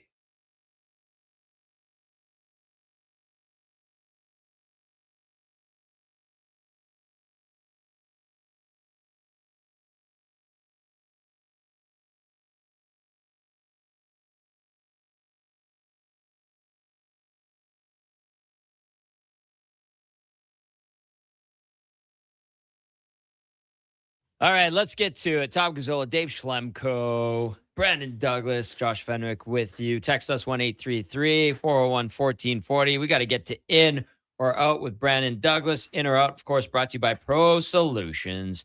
Need fast AC service? Pro Solutions offers expert repairs, tune-ups, and installs with flexible financing. Book your appointment now at prosolutionsinc.ca.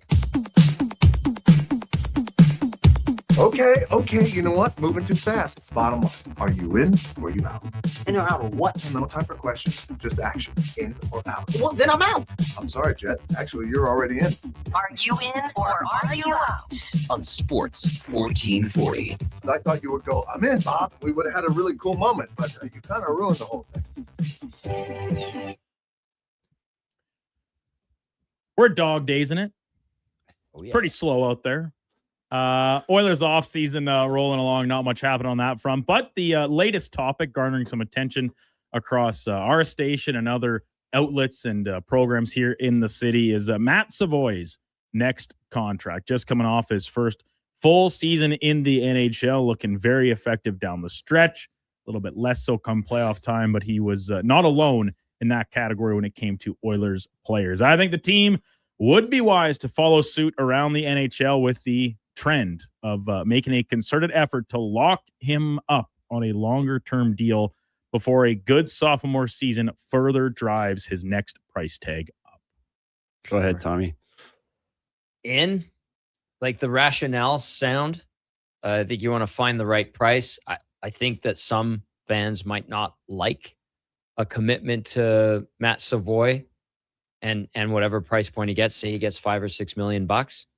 However, I think in the long run, it'll be a good investment. And we'll be talking about how much of a bargain that deal is. That's my gut instinct on that one.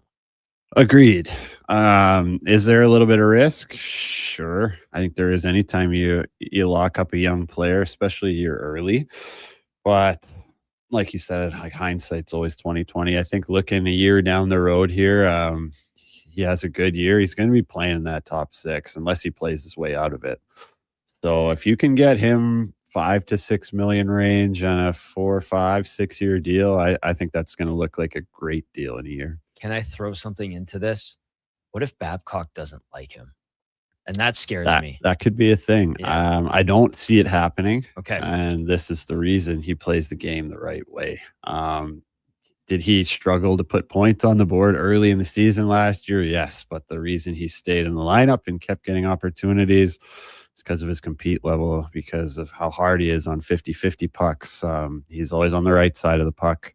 I think Babs cares about that kind of stuff more than people realize. I like that answer because, well, you sounded it out nicely and articulated it, but he's on the right side of the puck. That stands out to me. Battles for 50-50 pucks, and he's been playing the right way. I think that's pretty valid. He's not cheating for points, essentially, is what you're saying. And I mean, I think you see a lot of like high skill, small players that do those things. Right. The flyby, playing at the end of your stick, TV turns, reaching for that breakaway poke. You don't see Savvy doing that stuff. Well said. We know NHL contracts are so often about comparables, and when it comes to negotiating, drawing those comparisons. And frankly, Schlemmer, I think you brought up the very best one that exists, and that is Jackson Blake, who last year, after his first full season, 80 games, 17 goals, 17 assists, 34 points, signed an 8-year extension that pays him just over $5 million. Matt Savoy, first full season, 82 games played, 18 goals, 19 points, 19 and 6, 37 total points, and is now in that exact same position for Blake. If they were needing to sign Blake now after a Stanley Cup win and the part of the best line in hockey, I think Carolina would be shelling out quite a bit more on that 10. next price tag. So yeah, as you said, Schlemmer, like there's always risk. That's the nature of the game. There's gambles either way. Look at what happened to the Oilers with Darnell Nurse. They kept kicking the can down the road, and then you get stuck because the market gets reset, and all of a sudden you're cursing that contract in its entirety of the existence as his time as an Edmonton Oiler. Touche. You can nip that in the bud, erase any potential of offer sheets or other contract disputes down the road. Come to him and say, we want to give you this security. Here's the term. Here's a favorable number that works for us in the short term, will work for you in the long term.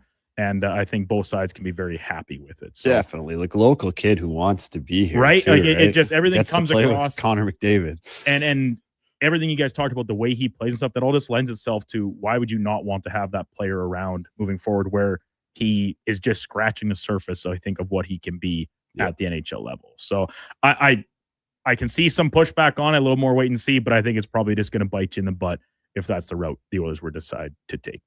Jason Robertson, he's re-upped in Dallas, 1-year deal, $12 million AAV that will walk him into free agency, unrestricted free agency, that is, next summer. Despite the drawn-out nature of this process and a lot of back and forth, potential trades on the table, disputes about what the price tag each side wanted it to be, I actually think this is the ideal situation for both sides to get a little bit more money freed up come next off season. Tyler Seguin off the books, further driving up the cap, salary cap total, and they can sign him to a long-term deal as early as January 1st. Well, I think it's an ideal situation right now for both sides. I think if Jason Robertson goes off and has a career year, like I think he's going to do, betting on himself, I think Dallas might be in a situation where they're like, wow, can we really pay this guy that much this year and still stay competitive and still be a perennial cup contender. That's the only thing I would kind of worry about. Does he go score 50, 60 goals this year? And now, I'm an $18 million guy. Right. But if they were to cave and give him $14 million, like, it's weird to say that it ends up being 12. I thought it would be a little bit smaller on a 1-year deal. Yeah.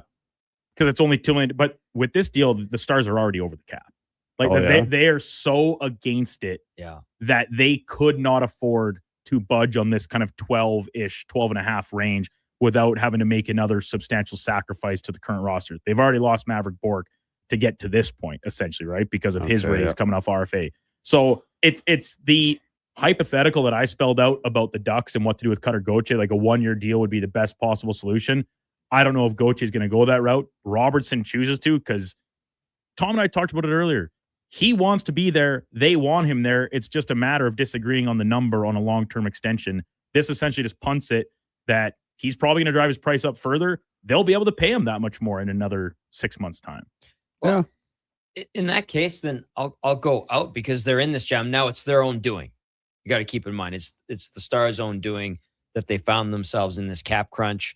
You had to know his deal was coming up and it was going to be a big thing to deal with, which it has been. And then I'm curious too, like, he wants to stay in Dallas. They want him, obviously. They explored the trade thing. Does that hurt the relationship between him and the team? And Dave, I think you probably have more insight into that, or is that something where they could both let it be water under the bridge?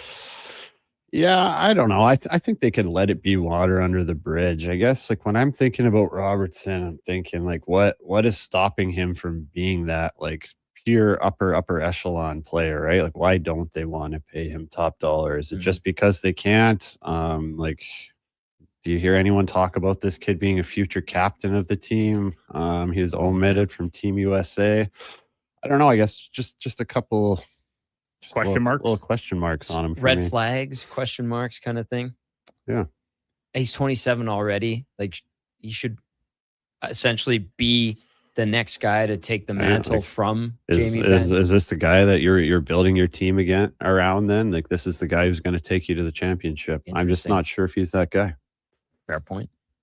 I like the player a lot, and I thought last season with Rantanen missing so much time and like Sagan obviously missing essentially, was it the whole year or essentially the whole year? Like, he really stepped up and once again carried him to a second place finish in the division behind only the best team in hockey in the Avalanche. And yeah, they lose in the first round, but listen, that's the nature of the business. Like, the Oilers went to back-to-back cups and then lost in the first round too. It's not going to happen for you every year. So I do think Robertson can be that top tier of player, and the production has shown it. He's a winger. So is Mikko Rantanen. Is Rupe Hintz a good enough number one center? Is maybe the question to take them over the top.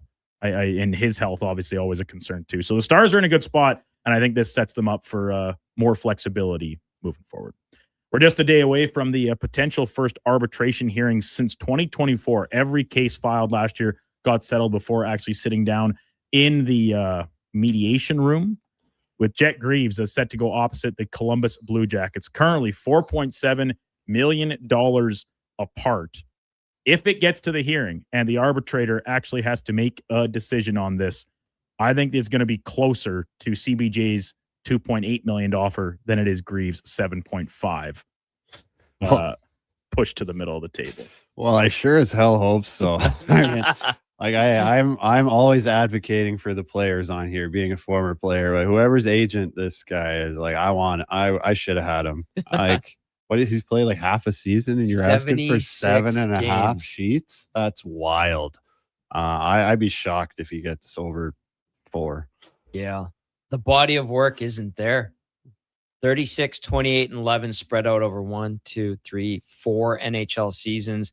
Even last year, he spent a good chunk of the year. 2 years ago, a good chunk of the year in the AHL. Mm-hmm. So I don't know what legs he's got to stand on here. It's wild, man. Like, back in my day, you'd be happy to get a one-way with those numbers. Yeah. and like, maybe it speaks to where goalies are at right now. Because last year was his first. 26, 19, and 9 with a 908 save percentage, 260 GA.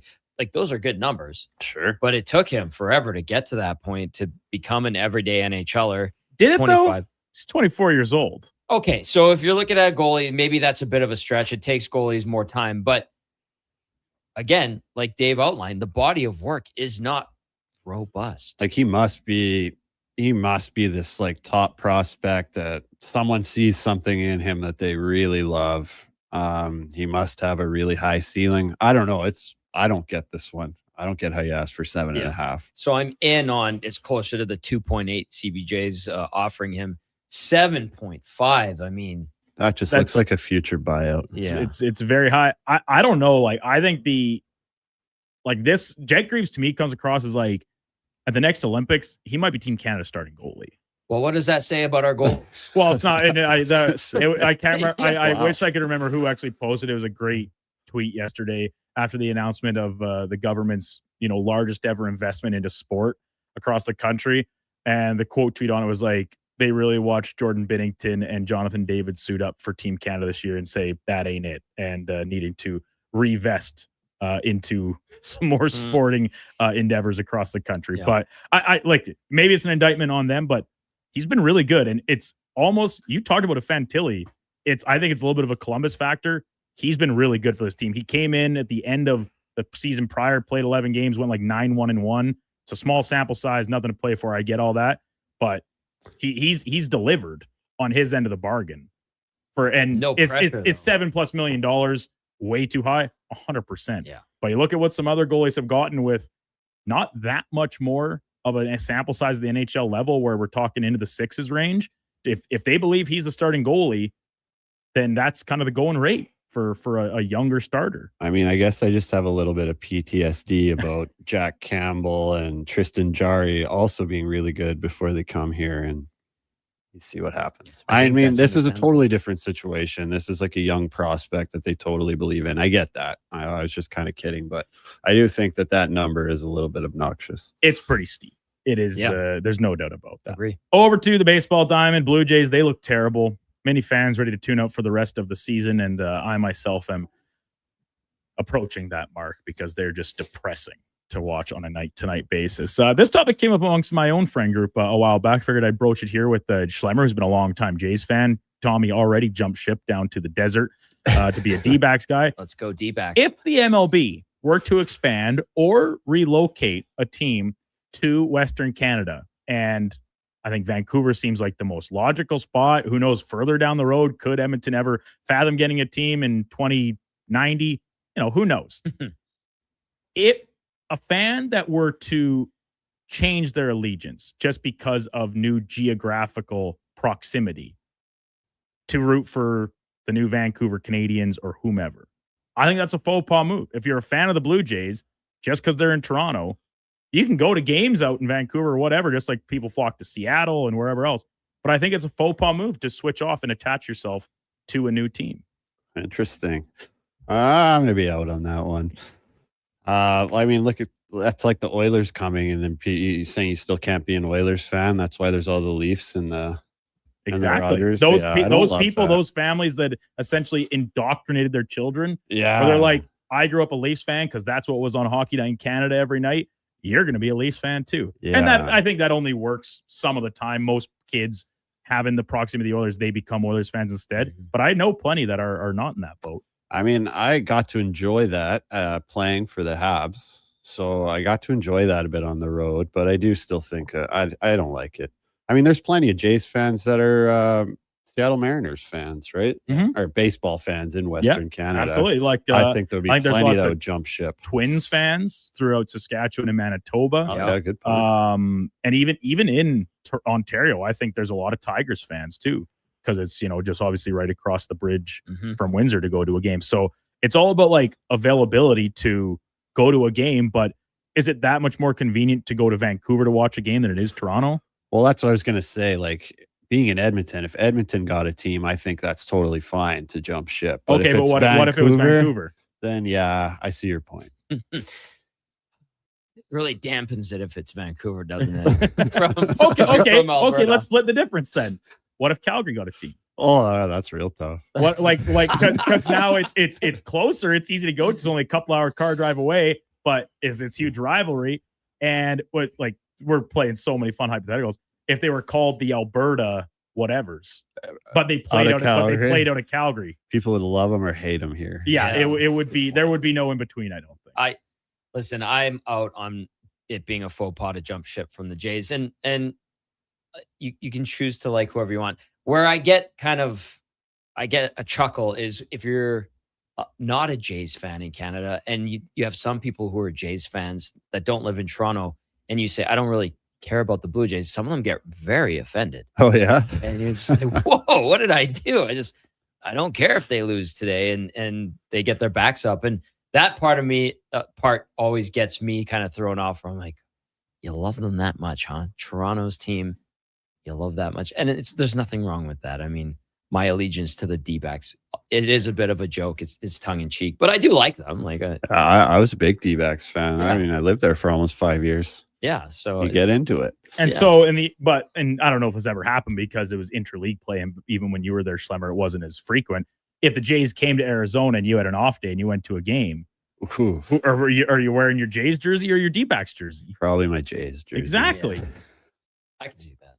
So it's dog days and the Jays stink. So we got to talk. Gosh, do they ever? Got to talk about something else baseball related. We're still keeping it at least a little bit closer to home. Finally, today is National Be a Good Teammate Day. Don't be like Tom Gazzola leaving a mess at the coffee machine and then just jetting back in the studio because, sorry, I got to go on air. Oh, whatever. I'm just joking. Men's league hockey. And this can maybe be applied to any adult league sport, but hockey, I think, is what the most of our listeners would be acquainted with. The best teammate. There's a lot of ways you can be a good teammate, but the best teammate is the one that always has a couple extra cold ones in his bag, in his cooler, that he's willing to share. He or she is willing to share. How could you not be in on this one? But... Well, maybe some people's like, I don't care if you got an extra beer, but lend me some tape. Maybe you take my skates to go get sharpened because I live out of town or something. There's lots of ways to be a good teammate. It's not just, hey, you got an extra one rolling around in there for me when you're all of a sudden stretching your post game to like a full hour in the dressing room or something. Yeah, crushing your cans up. You can't even throw them in the garbage anymore. Gotta take them with you. No, gotta take them with you. There's a guy on my team. He just flattens them. I don't even know if he flattens them. Doesn't go rinse them out, nothing. Just finishes it, throws it in his bag. Oh no! And oh no! Doesn't clean them out the whole year. That's got to be bad. A special smell by the end of the season. Yeah, like he's openly had guys tell him on the ice, like opponents be like, dude, you reek. Your gear stinks. That is so bad. That's bad. I can't don't even air it out, or is just leaving the back of the truck. I don't know. Here? Like I'm well documented. I'm gonna leave my bag essentially in the box of my truck all the time, just because I don't really have the space to take it in the house, and maybe I set on the patio, but then it's freezing anyway. You don't air out your stuff. No. But here's the thing. So I'll open my bag. I'll take all the stuff that I can wash. Oh, okay. I'll take it out. Do that like every second or third game usually, but I never bring the bag itself actually into my apartment because then my apartment stinks too. So. Yeah, I don't got a garage. I don't got anything like that. So, I guess, Tommy, where do you land on the actual question itself? Oh, with the beer 100%. Like I'll take an old Milwaukee, a brew house, AGD, whatever. What about a brew house prime? Whatever. I mean, that's headache in a can, but sure. What is a brew house prime? It's brew house, but it's like 6.1%. It's strong. Like the brew house Pilsner is in like that blue can. Yeah. Brew house prime, black can. That's liquid death. Oh, it's bad. Bold. It's really bad. But still, if you have one or two and the box is empty and it's like, I found a couple in my bag. What is it? Brew house prime. Yeah, okay. I'll have it. They like kind of like they tilt their Yeah. jaw a little bit at it. They're just like, okay, I guess. Yeah. You have to clean it just because you're not aware of where it's bounced around in that bag. So still, yeah, I'm in 100% on that. That's a good one. Nicely done, Brendan. That's In or Out, brought to you by Pro Solutions with Brandon. Well done. Well done. We keep the conversation going. When we return, we do need to get to a sports update with Brando. Brought to you by All Star Construction. They shape and build Edmonton communities, specializing in underground utilities like power, gas, telecommunication, and street lighting. That's All Star Construction. Here's Brandon. This is a Sports 1440 update.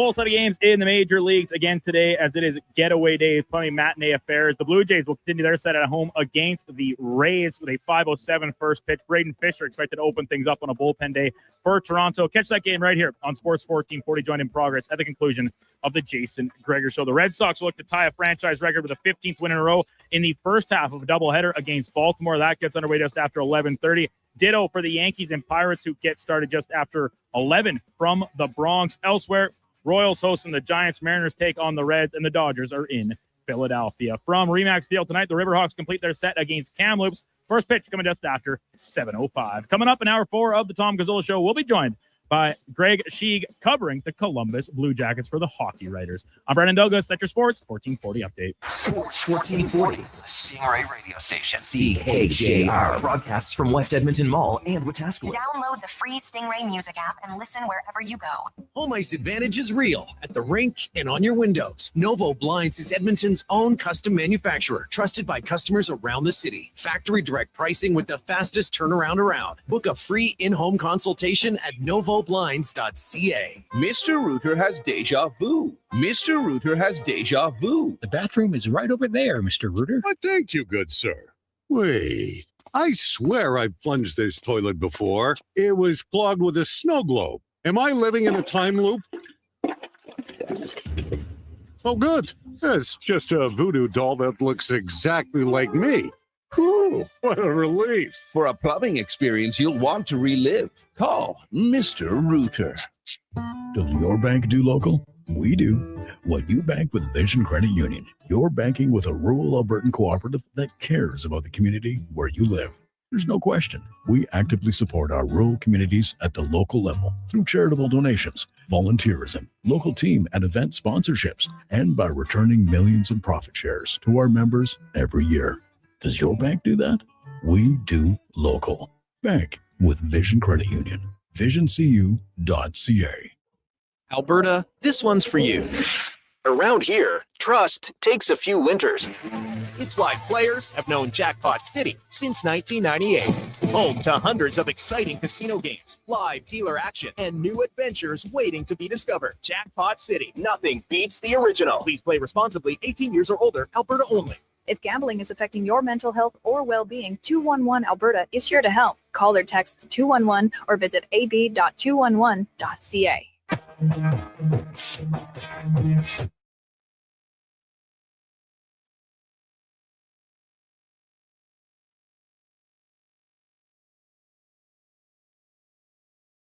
The Tom Gazzola Show on Edmonton's sports leader. Sports 1440. Presented by Bet365. Alberta, we are here to stay.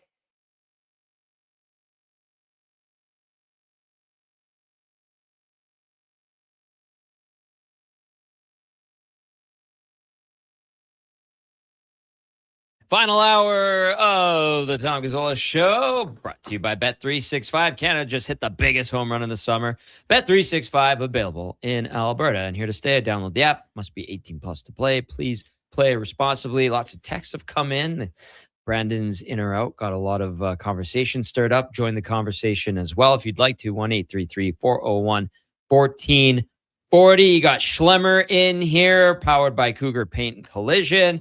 And then Brando and Fenny as well here in studio. We will talk Blue Jackets in about 5 minutes. This will be a quick segment with Mark Scheig from the Hockey Writers out in Columbus. And we kind of got a nice little warm-up with the Blue Jackets talk from Dave Pagnotta. But we continued the glue guy in the room discussion about having the extra beers. Brandon's the guy that brings the extra beers to baseball and hockey. Oh, that for sure. clutch. I was too. When I was drinking, I probably brought enough beers for a small army. And for that, you're beloved. Hey, great teammate, eh? That's so, right. So with beer league teams, are you guys in favor of the team cooler then? Or do you think it's fine where every guy just brings what they want? Because then like it's on one person to constantly keep the cooler full. I know some teams like maybe rotate it throughout a season.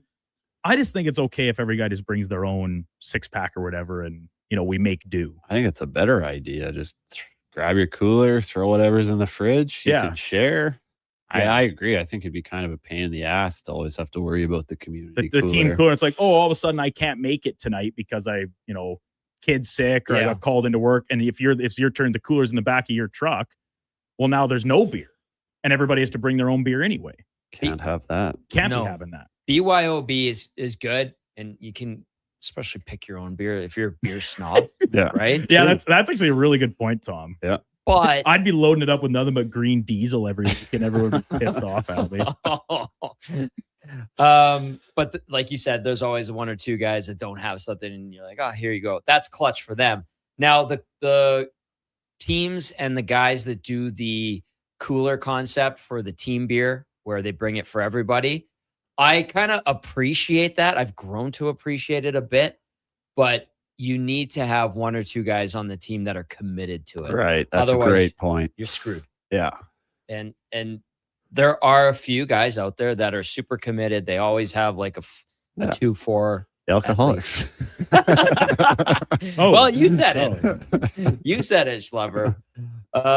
It just depends on the team, I guess, the dynamic and how it's set up, because there's some guys that are like super organized, and like I play Friday nights, and the guy that organizes the ice always has the beer, and it's like $2.50 a beer, and you just pay up at the end. Yeah, like you got the little empty peanut butter jar beer. in there. Yeah. That's a nice guy to have. Big cooler that has wheelie situation on it.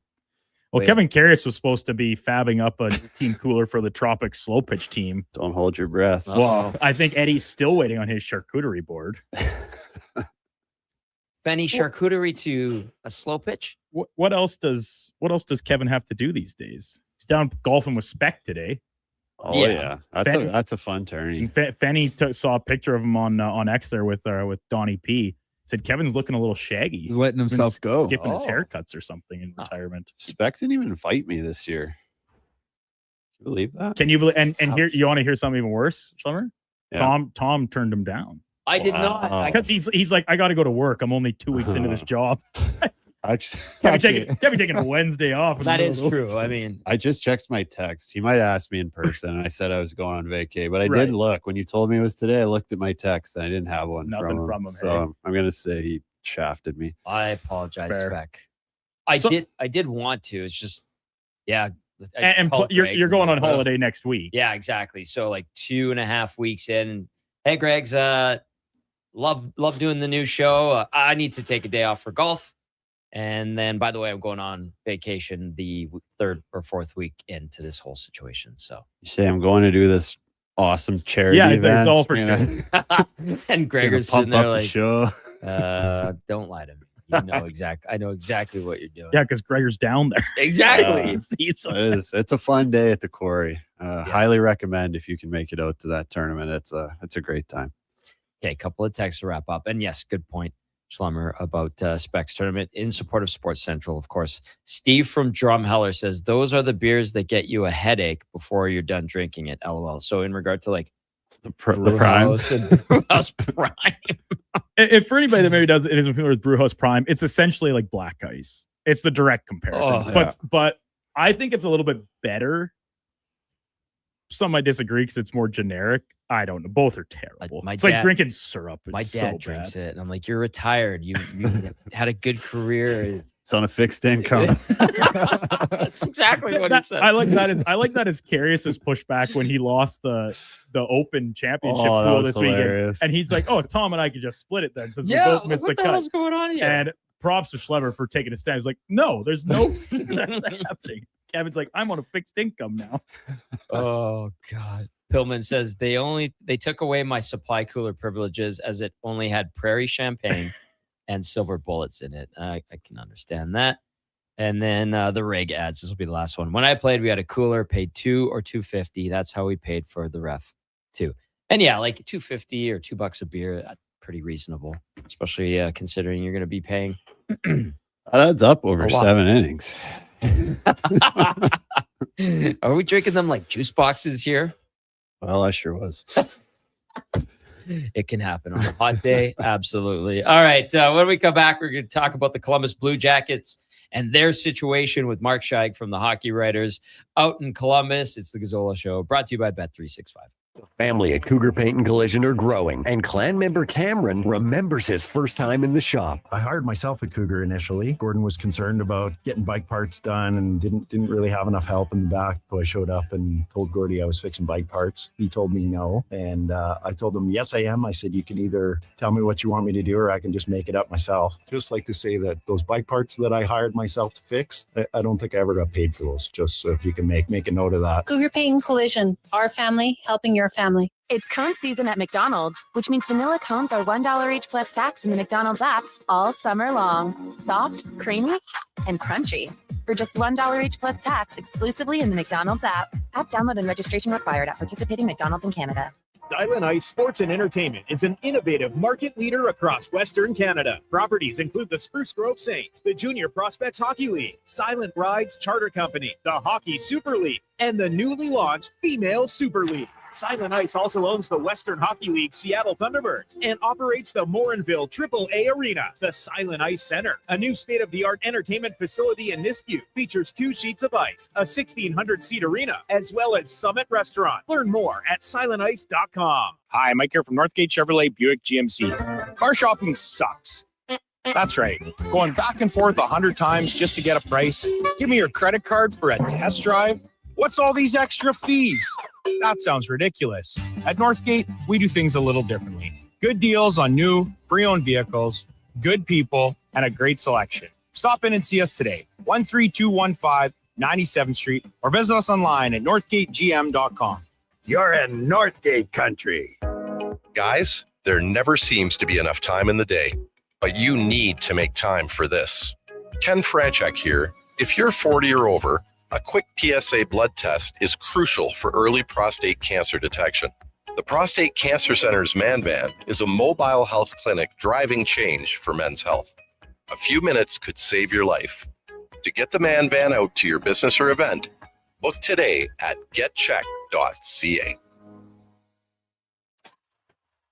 Don't miss a moment of Blue Jays baseball this season. Join play-by-play announcer Ben Showman for the games live on Sports 1440. The Toronto Blue Jays are on Edmonton's home for all things sports. Sports 1440. Caesars is Alberta's anytime, anywhere sportsbook. Stay in the action with your favorite teams and players. Whether you're camping, kayaking, or catching a show this summer, bet wherever you are, whenever you want. Plus, Caesars Sportsbook offers fast payouts and flex parlays, a new way to keep your bet alive even if a pick misses. Download the Caesars Sportsbook app today. Must be 18 or older and physically present in Alberta to gamble. Must be 21 or older to use Caesars Sportsbook. If gambling is affecting your mental health or well-being, 211 Alberta is here to help. Call or text 211 or visit ab.211.ca. Standard message and data rates may apply. Please play responsibly. The Tom Gazzola Show on Edmonton's sports leader. Sports 1440. Presented by Bet365. Alberta, we are here to stay.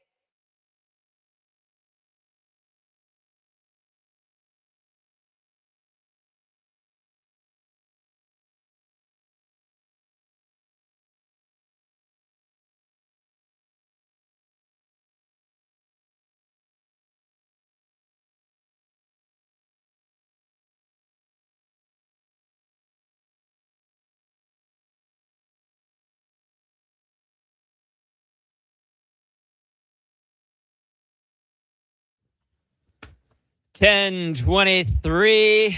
Happy Wednesday as we continue on here inside the final hour of the Tom Gazzola Show. Dave Schlemko, Brandon Douglas, Josh Fenwick with you, and we're pleased to be joined by Mark Scheig from the Hockey Writers out in Columbus, covering the Jackets, obviously, and we've talked a little bit about the Blue Jackets, kind of a warm-up, a tune-up, if you will, into Mark's segment. And Mark, like we were just talking about the Jet Graves situation, you know, the Jackets and Graves camp being $4.7 million apart. The arbitration hearing set for tomorrow, and Graves asking for what, 7.5, and the Jackets offering 2.8. And Dave and I and Brando and Fenny are trying to figure out like what has Jet Graves done to command $7.5 million AAV a year. What would you tell everybody about that statement and then the Jet Graves situation and body of work he's put together? Yeah, good morning, guys. Thanks for having me on. And yeah, welcome to the new NHL world of the just increasing salary cap and, you know, players being empowered to really ask for what they feel like that they're worth. And, So what does Jet Greaves bring into the situation? Last year, until they kind of crumbled at the end of the year, he was their number one goalie. He was really good. He had just under a 910 save percentage. So you're looking at a guy with 1 year, one really good year out there, and a comparable. I've seen, I think it was Jeff Merrick that mentioned it. Dustin Wolf had a similar situation, a similar AAV when he signed his contract. So he's trying to get as much as he can. Meanwhile, because it's only 1 year, the team's looking at it from he's only had the 1 year, let's, maybe a little bit of a low ball situation, but as we know, with all arbitration, they're probably going to meet somewhere in the middle, and both sides really don't have any incentive to get to the arbitrator. So yes, the hearing is tomorrow, but we could hear of a last minute deal. The two sides are still talking at this point.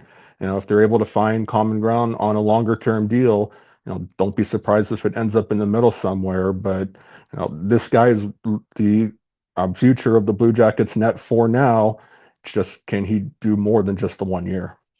Yeah, I mean, I guess that would be my question mark, is what makes this guy so elite to ask for that much. I mean, you compare Dustin Wolf. I mean, I think Dustin Wolf won like an MVP or a best goaltender in the American League and then played a full year before he gets that deal.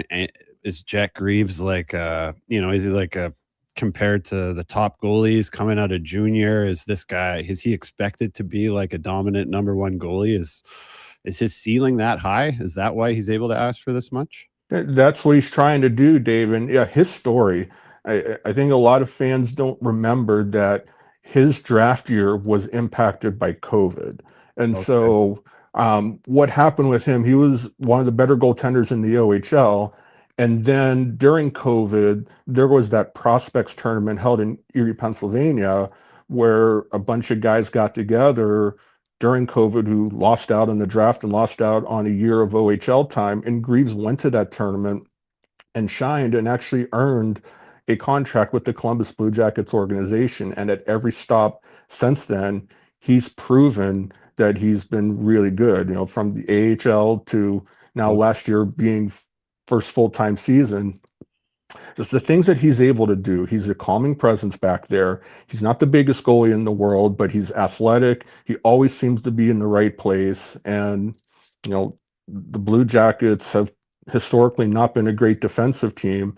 Rick Bowness came in to help with that a little bit, but Greaves just, every time that there was a situation, he was there to answer the call. So a 908 save percentage in today's NHL, that commands a pretty good amount of salary these days. So he's hoping that 1 year will really translate. And in terms of upside for the future, it really seems like that he believes that he can be that. In fact, last year, if you look at some of the advanced goaltending metrics, he was one of the best goaltenders in the NHL, top 5, top 6 for the longest time, and goal save above expected. So they're really leaning into those numbers when trying to figure out what his next contract's going to look like.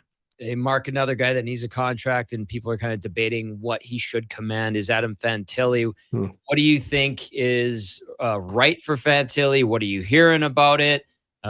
Where is all of this at right now? The two sides are still talking to this point.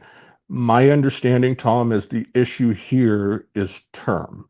Because you look at what Connor Bedard just signed for, 5 years. Leo Carlsson just got that offer sheet, 5 years. The Blue Jackets want to try to get him as long as possible. He's a number one center. He's going to be the future face of the franchise. So they're going to try and get him as long as they can. They would love to get him to an 8-year deal. I just don't think that that's what the Fantilli camp is looking for. I think that, again, this is going to come in similar to Bedard and Carlson in terms of the amount of term. I don't think the Blue Jackets have any trouble paying what's going to be required given what the market is. Bedard just got $15 million. Carlson just got $18 million. I wouldn't expect it to be that high, but it won't be that far off at all. But what I think is really interesting about the Fantilli situation, when you look at the current salary cap, the Blue Jackets can match an offer sheet. To this point, they haven't gotten one. So that kind of says that might not be a threat, but teams are definitely watching because we talked about Greaves. And then there's also another RFA that the Blue Jackets are dealing with right now that has an ARB hearing next week in Cole Sillinger. So if you consider what Greaves might get and you consider what Sillinger might get, if those two are settled before Fantilli, it'll be interesting to see how much cap space that they have left. And certainly teams are going to watch to see if they push themselves into a little bit of a cap crunch to see if maybe an offer sheet could come in at this point. We have not heard anything imminent on an offer sheet. No, it's certainly been discussed out there, but just seems like the two sides are trying to find that common middle ground to that sweet spot. And I would expect it to be, 4 years would take him right to UFA. I'm not sure that the Blue Jackets want to do that, but maybe like in the 5 to 6 year range seems like the sweet spot for term. And then look for a number like in the 13 to 14 range as a guess, given what Bedard got, because Bedard's got better numbers to this point in his career. And Fantilli's a little bit more of a two-way center, but he's got more goals than Carlson to this point in his career too. So it wouldn't be surprising if he tried to ask for a little bit more salary. But it seems like the sweet spot's going to be like around a 5-6 year term, maybe 13 to 14 million, give or take a little bit. So this is a franchise player that they want to build around, obviously. Now, just for our listeners that might not know or follow the Blue Jackets too well, can we just talk about Fantilli a little bit? Like, what exactly is his ceiling, and what kind of numbers? What do you expect him to be able to do when he's kind of in his best years? Yeah, it's such a good question, because a lot of, in Columbus, it tends to be a little bit less seen nationally. But what he's been able to do in the first 3 years has been really, really good. 24 goals last year, only 59 points. But consider when Zach Werenski won the Norris, he was almost a point per game player. The highest forward was Kirill Marchenko at only 60 points, and Fantilli was just 1 point behind that at 59. So he was already one of their best offensive players. He's been their number one center now for quite a good period of time here. He's more of a two-way center, so he takes as much pride on the defensive end of the ice as he does playing offense. And 24 goals might seem low for a number one center. He could have easily had 30, 35 goals or more, because he had a lot of chances that he just couldn't finish. He was quite unlucky a lot of last year. And as time goes on here, as he gets better, more acclimated, and more developed, we would expect him to get 30 goals a year plus every year, because he's a great skater, and he can put himself in position to score. He just has to be able to finish a little bit more. And I just think that that's a matter of time before he does that. So he trends to be like a Connor Bedard, maybe like a tier under Bedard, Bedard being a franchise number one center.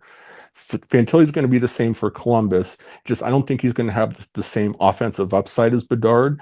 But I've heard a lot of people compare Adam Fantilli to a young Jack Eichel in terms of both ends of the ice. That's not far off. I mean, he's got the physicality. He's willing to do other things. He's willing to block shots. And one thing that a lot of fans don't realize, he loves to hit too. When you look at the hit numbers for the Blue Jackets, you think of guys like Matthew Olivier, Eric Branson. Fantilli's actually been near the top of the list in hits too. So just the overall game that he brings is what really makes him an appealing player and a high upside number one center for the Blue Jackets. Mark Scheig joining us now from the Hockey Writers, covering the Columbus Blue Jackets. And Mark, I know it's been an interesting time in Columbus, and Rick Bowness had some interesting things to say at the end of the season. They re-up him. You've got the Kirill Marchenko situation, the Werenski situation. How do you sum up this Jackets dilemma, if you will? It always seems to be an uphill battle with this franchise, which is tough because I've traveled and covered games there. I think it's a tremendous hockey market. Schlemmer has played in Columbus, and I think would probably attest to it's a good hockey market. Guys love playing there. Guys love living there. Yeah. Why is it always an uphill battle? And why are we talking about Rick Bowness says the culture needs to change if I'm back, which he is, and then their big dogs wanting out or seemingly on the trading block at all times, especially now?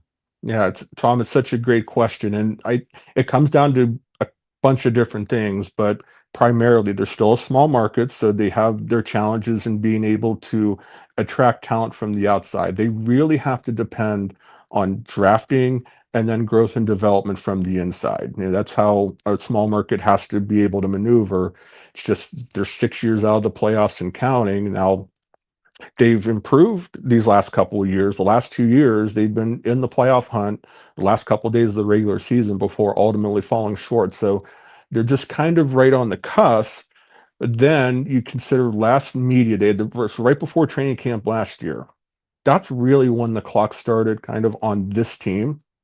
When Zach Werenski went up to speak to everybody, he mentioned how much he missed the feeling of winning because he was the one that decided to stay in Columbus when there was the exodus before, when Seth Jones didn't stay, when Sergei Bobrovsky didn't stay, when Artemi Panarin didn't stay. It was Werenski that signed a 6-year deal with Columbus, and he has yet to see the playoffs since he signed that contract. So when he said that, that really put everybody on notice that, oh, this is important. This is coming off that Four Nations performance too. What does he do? He goes out and wins a gold medal on Team USA to really exacerbate that point about how much he cares about winning. And that's what this whole thing is about. He wants to be in a situation that the Blue Jackets are ready to win. Are they ready to win now? Well, they're on the cusp of the playoffs, but we're talking about consistently winning a Stanley Cup. So that's what makes going into this new season fascinating for the Blue Jackets, because you saw the statements that the team made, that Waddell made, that Werenski made, that, you know, for right now they're committed to Columbus and that he wants to win in Columbus, but they have to see the evidence moving forward. And Marchenko's situation too, that broke at the draft. Yeah. We'll see where that ends up going. That's still not entirely sure where this has come from, that it came from the agent. We have not heard from Marchenko yet as to what may or may be going on, but Waddell said that he expects him to be in camp. He's 1 year away from being an RFA, but he said that he may not extend. So that's all going to be hanging out there. So it kind of feels like it's been kicked down the road a little bit, and we'll see. You know, if they're both there, I mean, the Blue Jackets have to go into this season. They have to win, whatever it takes. You know, they've added Valeri Nistushkin to their team. They've added Ryan Lomberg to their team. See where it ends up going here, but until they figure out this RFA situation, they really can't make any other moves to try to improve this team. The rest of the division made some big moves, like Washington added Tuck and added Kyrou. So not only do they have to try to improve, they have to compete against teams in their own division that got better as well. So there's a lot of pressure to win, because if they don't, we're going to be having the same conversation next offseason about what could happen to the likes of Werenski, Marchenko, and maybe others. Well, you kind of led me into my next question there, Mark. I'm looking at, you know, the additions in the offseason, and you just mentioned them. I'm looking at, you know, Voronkov up front and Coyle and Olivier, and, you know, you got some big bodies up there. So I guess what kind of Jackets team are we going to see? Are we going to see a big physical forechecking team?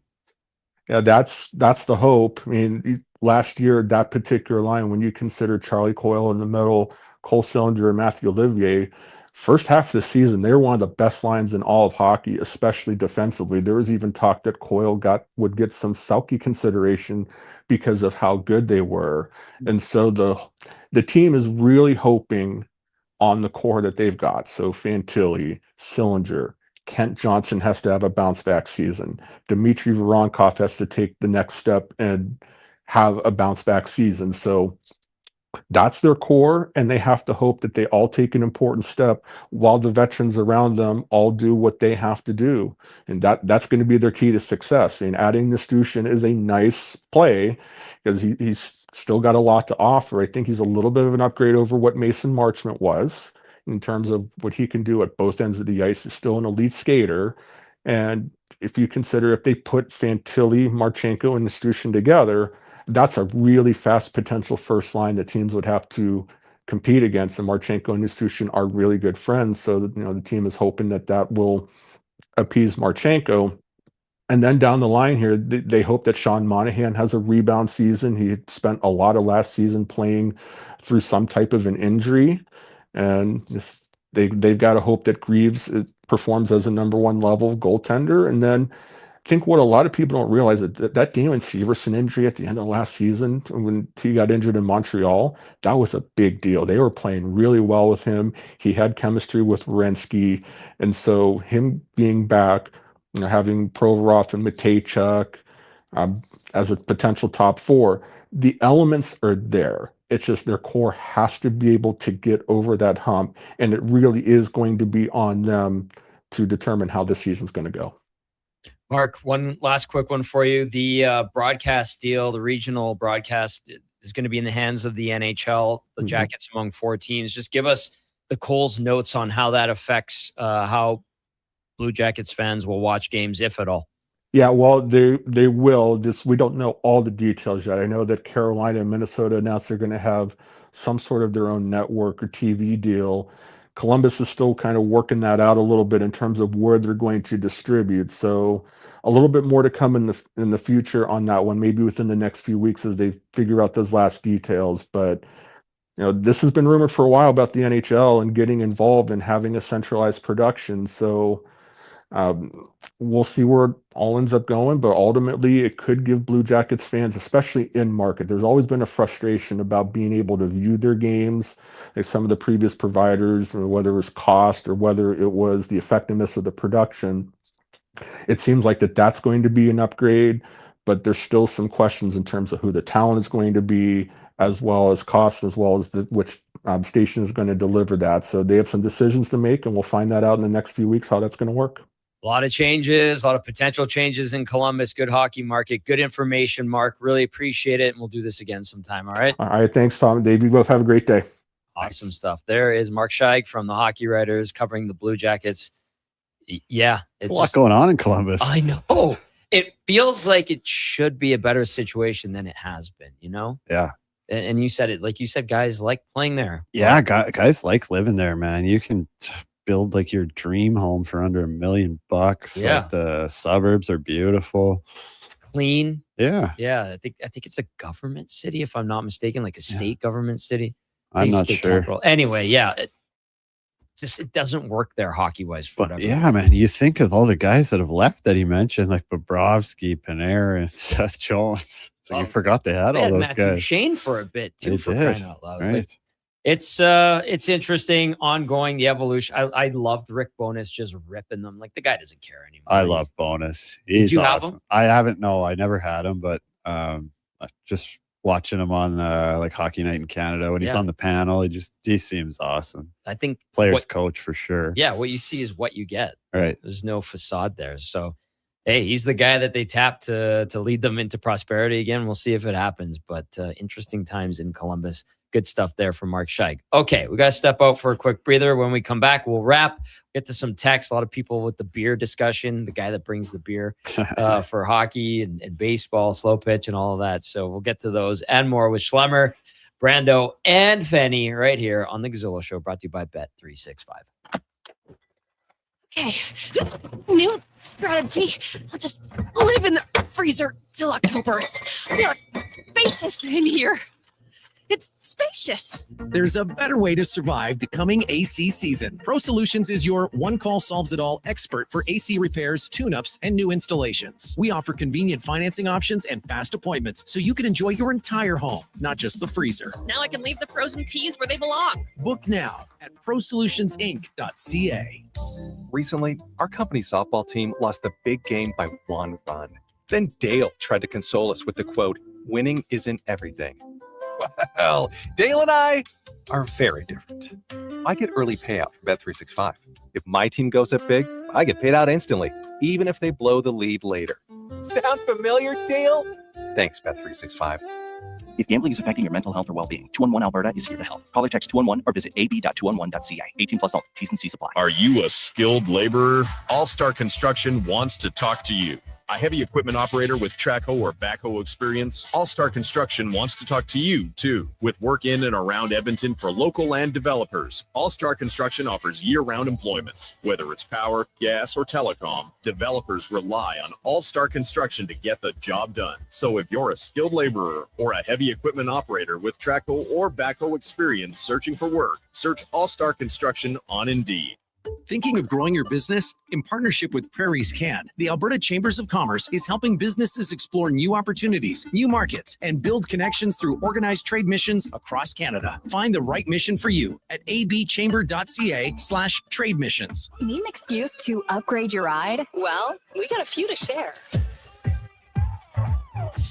Go Auto has over 18,000 new and used vehicles ready to test drive right now. With more than 70 locations, your perfect match could be closer than you think. A family-friendly SUV for soccer practice, a fuel-sipping commuter, or a hardworking truck that's ready for anything. Trusted brands and a team that's actually happy to help. Explore thousands of vehicles today at goauto.ca. You wanted local sports on weekends. Saturday mornings at 9, check out the Saturday Sports Setup, where we'll tee up what's happening on the weekend sports scene. Tune in Saturday morning at 9 on Sports 1440. I'm Dr. Vance Elliott. The goal of every one of the thousands of hair restoration procedures I've performed is a full, natural-looking head of hair. I work directly with my patients for the consultation, the procedure, and the follow-up, so we can achieve the best results possible. When people see what we accomplish, I don't want them to think, "Wow, great hair transplant." I want them to think, "Wow, great hair." Go to drvanceelliott.com and contact us today. Recently, our company softball team lost the big game by 1 run. Then Dale tried to console us with the quote, "Winning isn't everything." Well, Dale and I are very different. I get early payout from Bet365. If my team goes up big, I get paid out instantly, even if they blow the lead later. Sound familiar, Dale? Thanks, Bet365. If gambling is affecting your mental health or well-being, 211 Alberta is here to help. Call or text 211 or visit ab.211.ca. 18 plus all. T's and C's apply. Feeling overwhelmed by debt?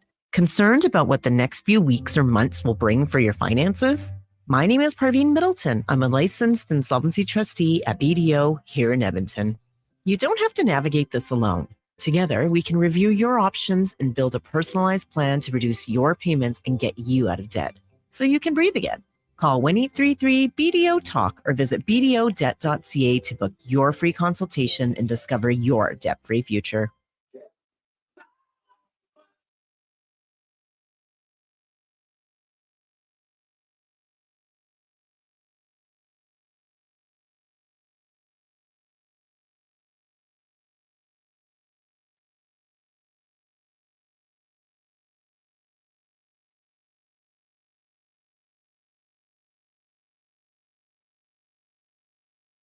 The Tom Gazzola Show. All gas, no brakes. Edmonton's sports leader. This is Sports 1440. Presented by Bet365. Alberta, we are here to stay.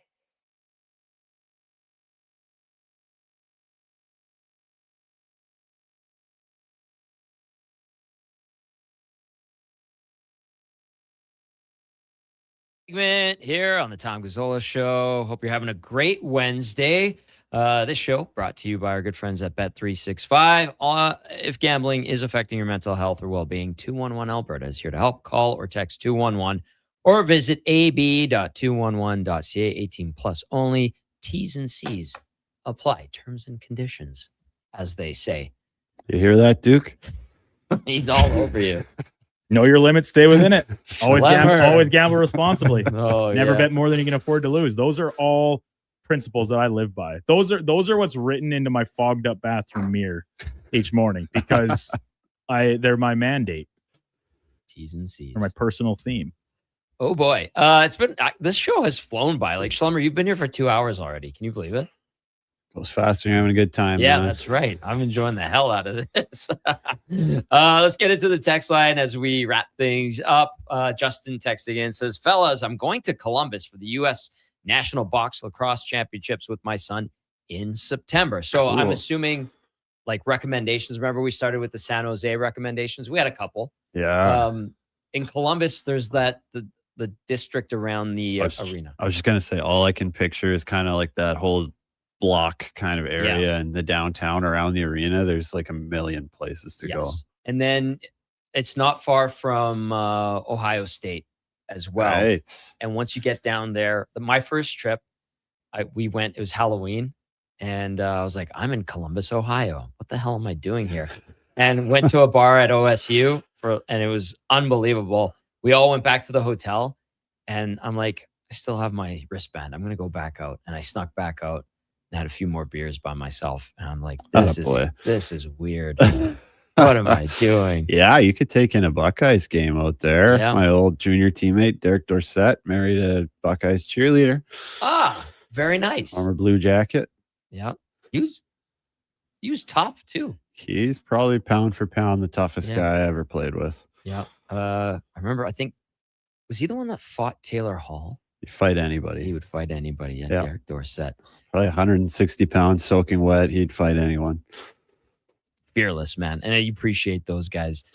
Steve from Drumheller getting in here says these ridiculous contracts are what is getting general managers needing a bailout in the CBA. These managers have to be reined in. I think kind of a fair point, yeah, man. Like some of these could end up blowing up in their face. Big time. And it is the GMs because a lot of them get desperate or like trying to save their jobs, but they're getting the green light from their owners too, who I think get a little bit stir crazy and thirsty for the next big thing. Well, I mean, I get that. Like, it's exciting, right? The cap's going up. It's been a while. We're through the dark days of the escrow and all work stoppages and all that. But I mean, at the same time, it's a bit of a risk, no? Yes. Like revenues could flatten out a little. I mean, you don't want to get caught with all of these kind of futures contracts that don't pan out. I always think of Jeff Finger. Oh God. You know what reminded me of that one was kind of the Desharnais deal. Now it's not quite that bad. Yeah. Obviously Vinny's a proven NHLer, but I hadn't thought about Jeff Finger in a while until I saw that deal. I was like, this is kind of almost a little Jeff Finger-ish. Well, Jeff Finger had like one good year with the Avs, and then he gets a 3-year contract. I think it was like 3 years, $3 million. It was just when salary caps were starting to grow in the new NHL. And Cliff Fletcher was asked about him, and he was the GM of the Leafs at the time, I think again. And he was talking about a totally different player. That's great. And they're like, are you sure? And then he was in the minors like halfway through that season. Yeah. Set for life. Set for life. Yeah. You didn't have to pay escrow. You didn't have to pay, like, was it union dues? Yeah. I mean, I think that had to be before the escrow days, but good for him. Classic. Justin says they are going to a Buckeyes game, by the way. Nice. Montana to Rice asks, where's David Viborny? He, I believe, was drafted by the Oilers and then ended up in Columbus for their first few seasons and had a 30-goal season, if I'm not mistaken. That's a blast from the past. What are we talking about? David Viborny. Viborny. Yeah. I can't remember who that is. Well, you know what? Not many people do. Like that's like a deep cut. So Viborny was drafted 2nd round, 33rd overall by the Oilers in 93. 93. Yeah. Stayed in the Czech Republic, played 1 year in Sweden, and then the Jackets went and scooped him up, and he played till 2007, 2008. Oh, wow. He did not score 30 goals, but he had like a couple of 40, 50, 60-point seasons. So he ended up being like one of their decent players. But remember, they didn't really have a lot of stars until Rick Nash got there. True. Yeah. They didn't have quite as much of an advantage as Vegas coming into the league. No. That Vegas situation, Dave Pagnotta talking about if Austin were to get a team and them using the Vegas model. Do you think, realistically, Schlemmer, that the Vegas model can be replicated for an expansion team again? I don't think so, because didn't they change the rules a bit even for Seattle? Yeah. I think the Vegas model is dead. I don't know if it was so much they changed the rules as that the rest of the league realized that they got the wool pulled over their eyes a little bit. And so they were just much smarter about it the next time around. Like the side deals, the promises of like, we won't take this guy if you do this trade. And it ended up with Vegas just getting like 2 good players from some teams instead of giving up one guy because they'd handed out too many no movement clauses and yada, yada, yada. Whereas then the next time around, Ron Francis took criticism because he didn't have all these side deals like McPhee did, but he just kind of gave it, he's like, well, no one was willing to do it because they all got burned last time. Way to go, Dale Talon. They lived and learned. Exactly. And I mean, like, there's a couple really good examples of it, like getting Tuck out of Minnesota. They got Theodore out of Anaheim because the Ducks didn't want to give up either. I think it was Manson or Lindholm at the time were the 2 exposed guys because Fowler, Bieksa, and someone else all had no movement clauses. And so, the teams just got a little bit smarter and were just willing to shed one player rather than potentially risk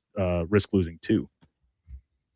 Yeah. I think Alex Petrovic was part of one of those side deals. Like they didn't want to lose him. Petro. He grew up with my brother. Good. Yeah. And I played against his older brother and played 1 year with him as a small kid. But I love Petch. And Dale Talon was the one that got burnt the most at that expansion draft. Okay. Yeah. One last one. This one comes in from Rockford. Were you guys surprised that Eric Goodbranson got re-signed? A little bit. Yeah. And he got over $1 million too, didn't he? 1 year, 1.75. Yeah, it's a little steep for me. For a guy that's probably 7th defenseman. Just about winding it down, hey? Could have probably got him for like 900. I would have thought, but you know what? Hey, what do I know? Double that. Keep him around. Good glue guy always has extra beers in his bag after hockey. Maybe that's it. Schlemmer, awesome stuff today. Awesome. Thanks, buddy. I love it. Looking forward to next Wednesday already. Boys, good stuff. Thank you to everybody that aren't you on tuned in holiday today. next week, Tom? Oh, that's right. I am too, actually. So Schlemmer, That's all you do. How does this always happen? Whenever Carius would take holiday, none of the co-hosts would be here. I'm just in here, right? Just me and Donnie and Josh. Okay. Schlemmer, Convicts running the asylum. Sounds good, brother. Yeah, well, keep the show in good standing, and we'll be okay. Awesome stuff today. Great guests, and it flew by once again. Thank you to everybody who tuned in. Time now for a Sports 1440 update brought to you by Fusion Promo Marketing. Expand your brand, high-quality promotional products for businesses, sports teams, and corporate events. Get noticed at fusionpromomarketing.ca. That's Fusion with a Z. Here's Brando. Have a great day. This is a Sports 1440 update.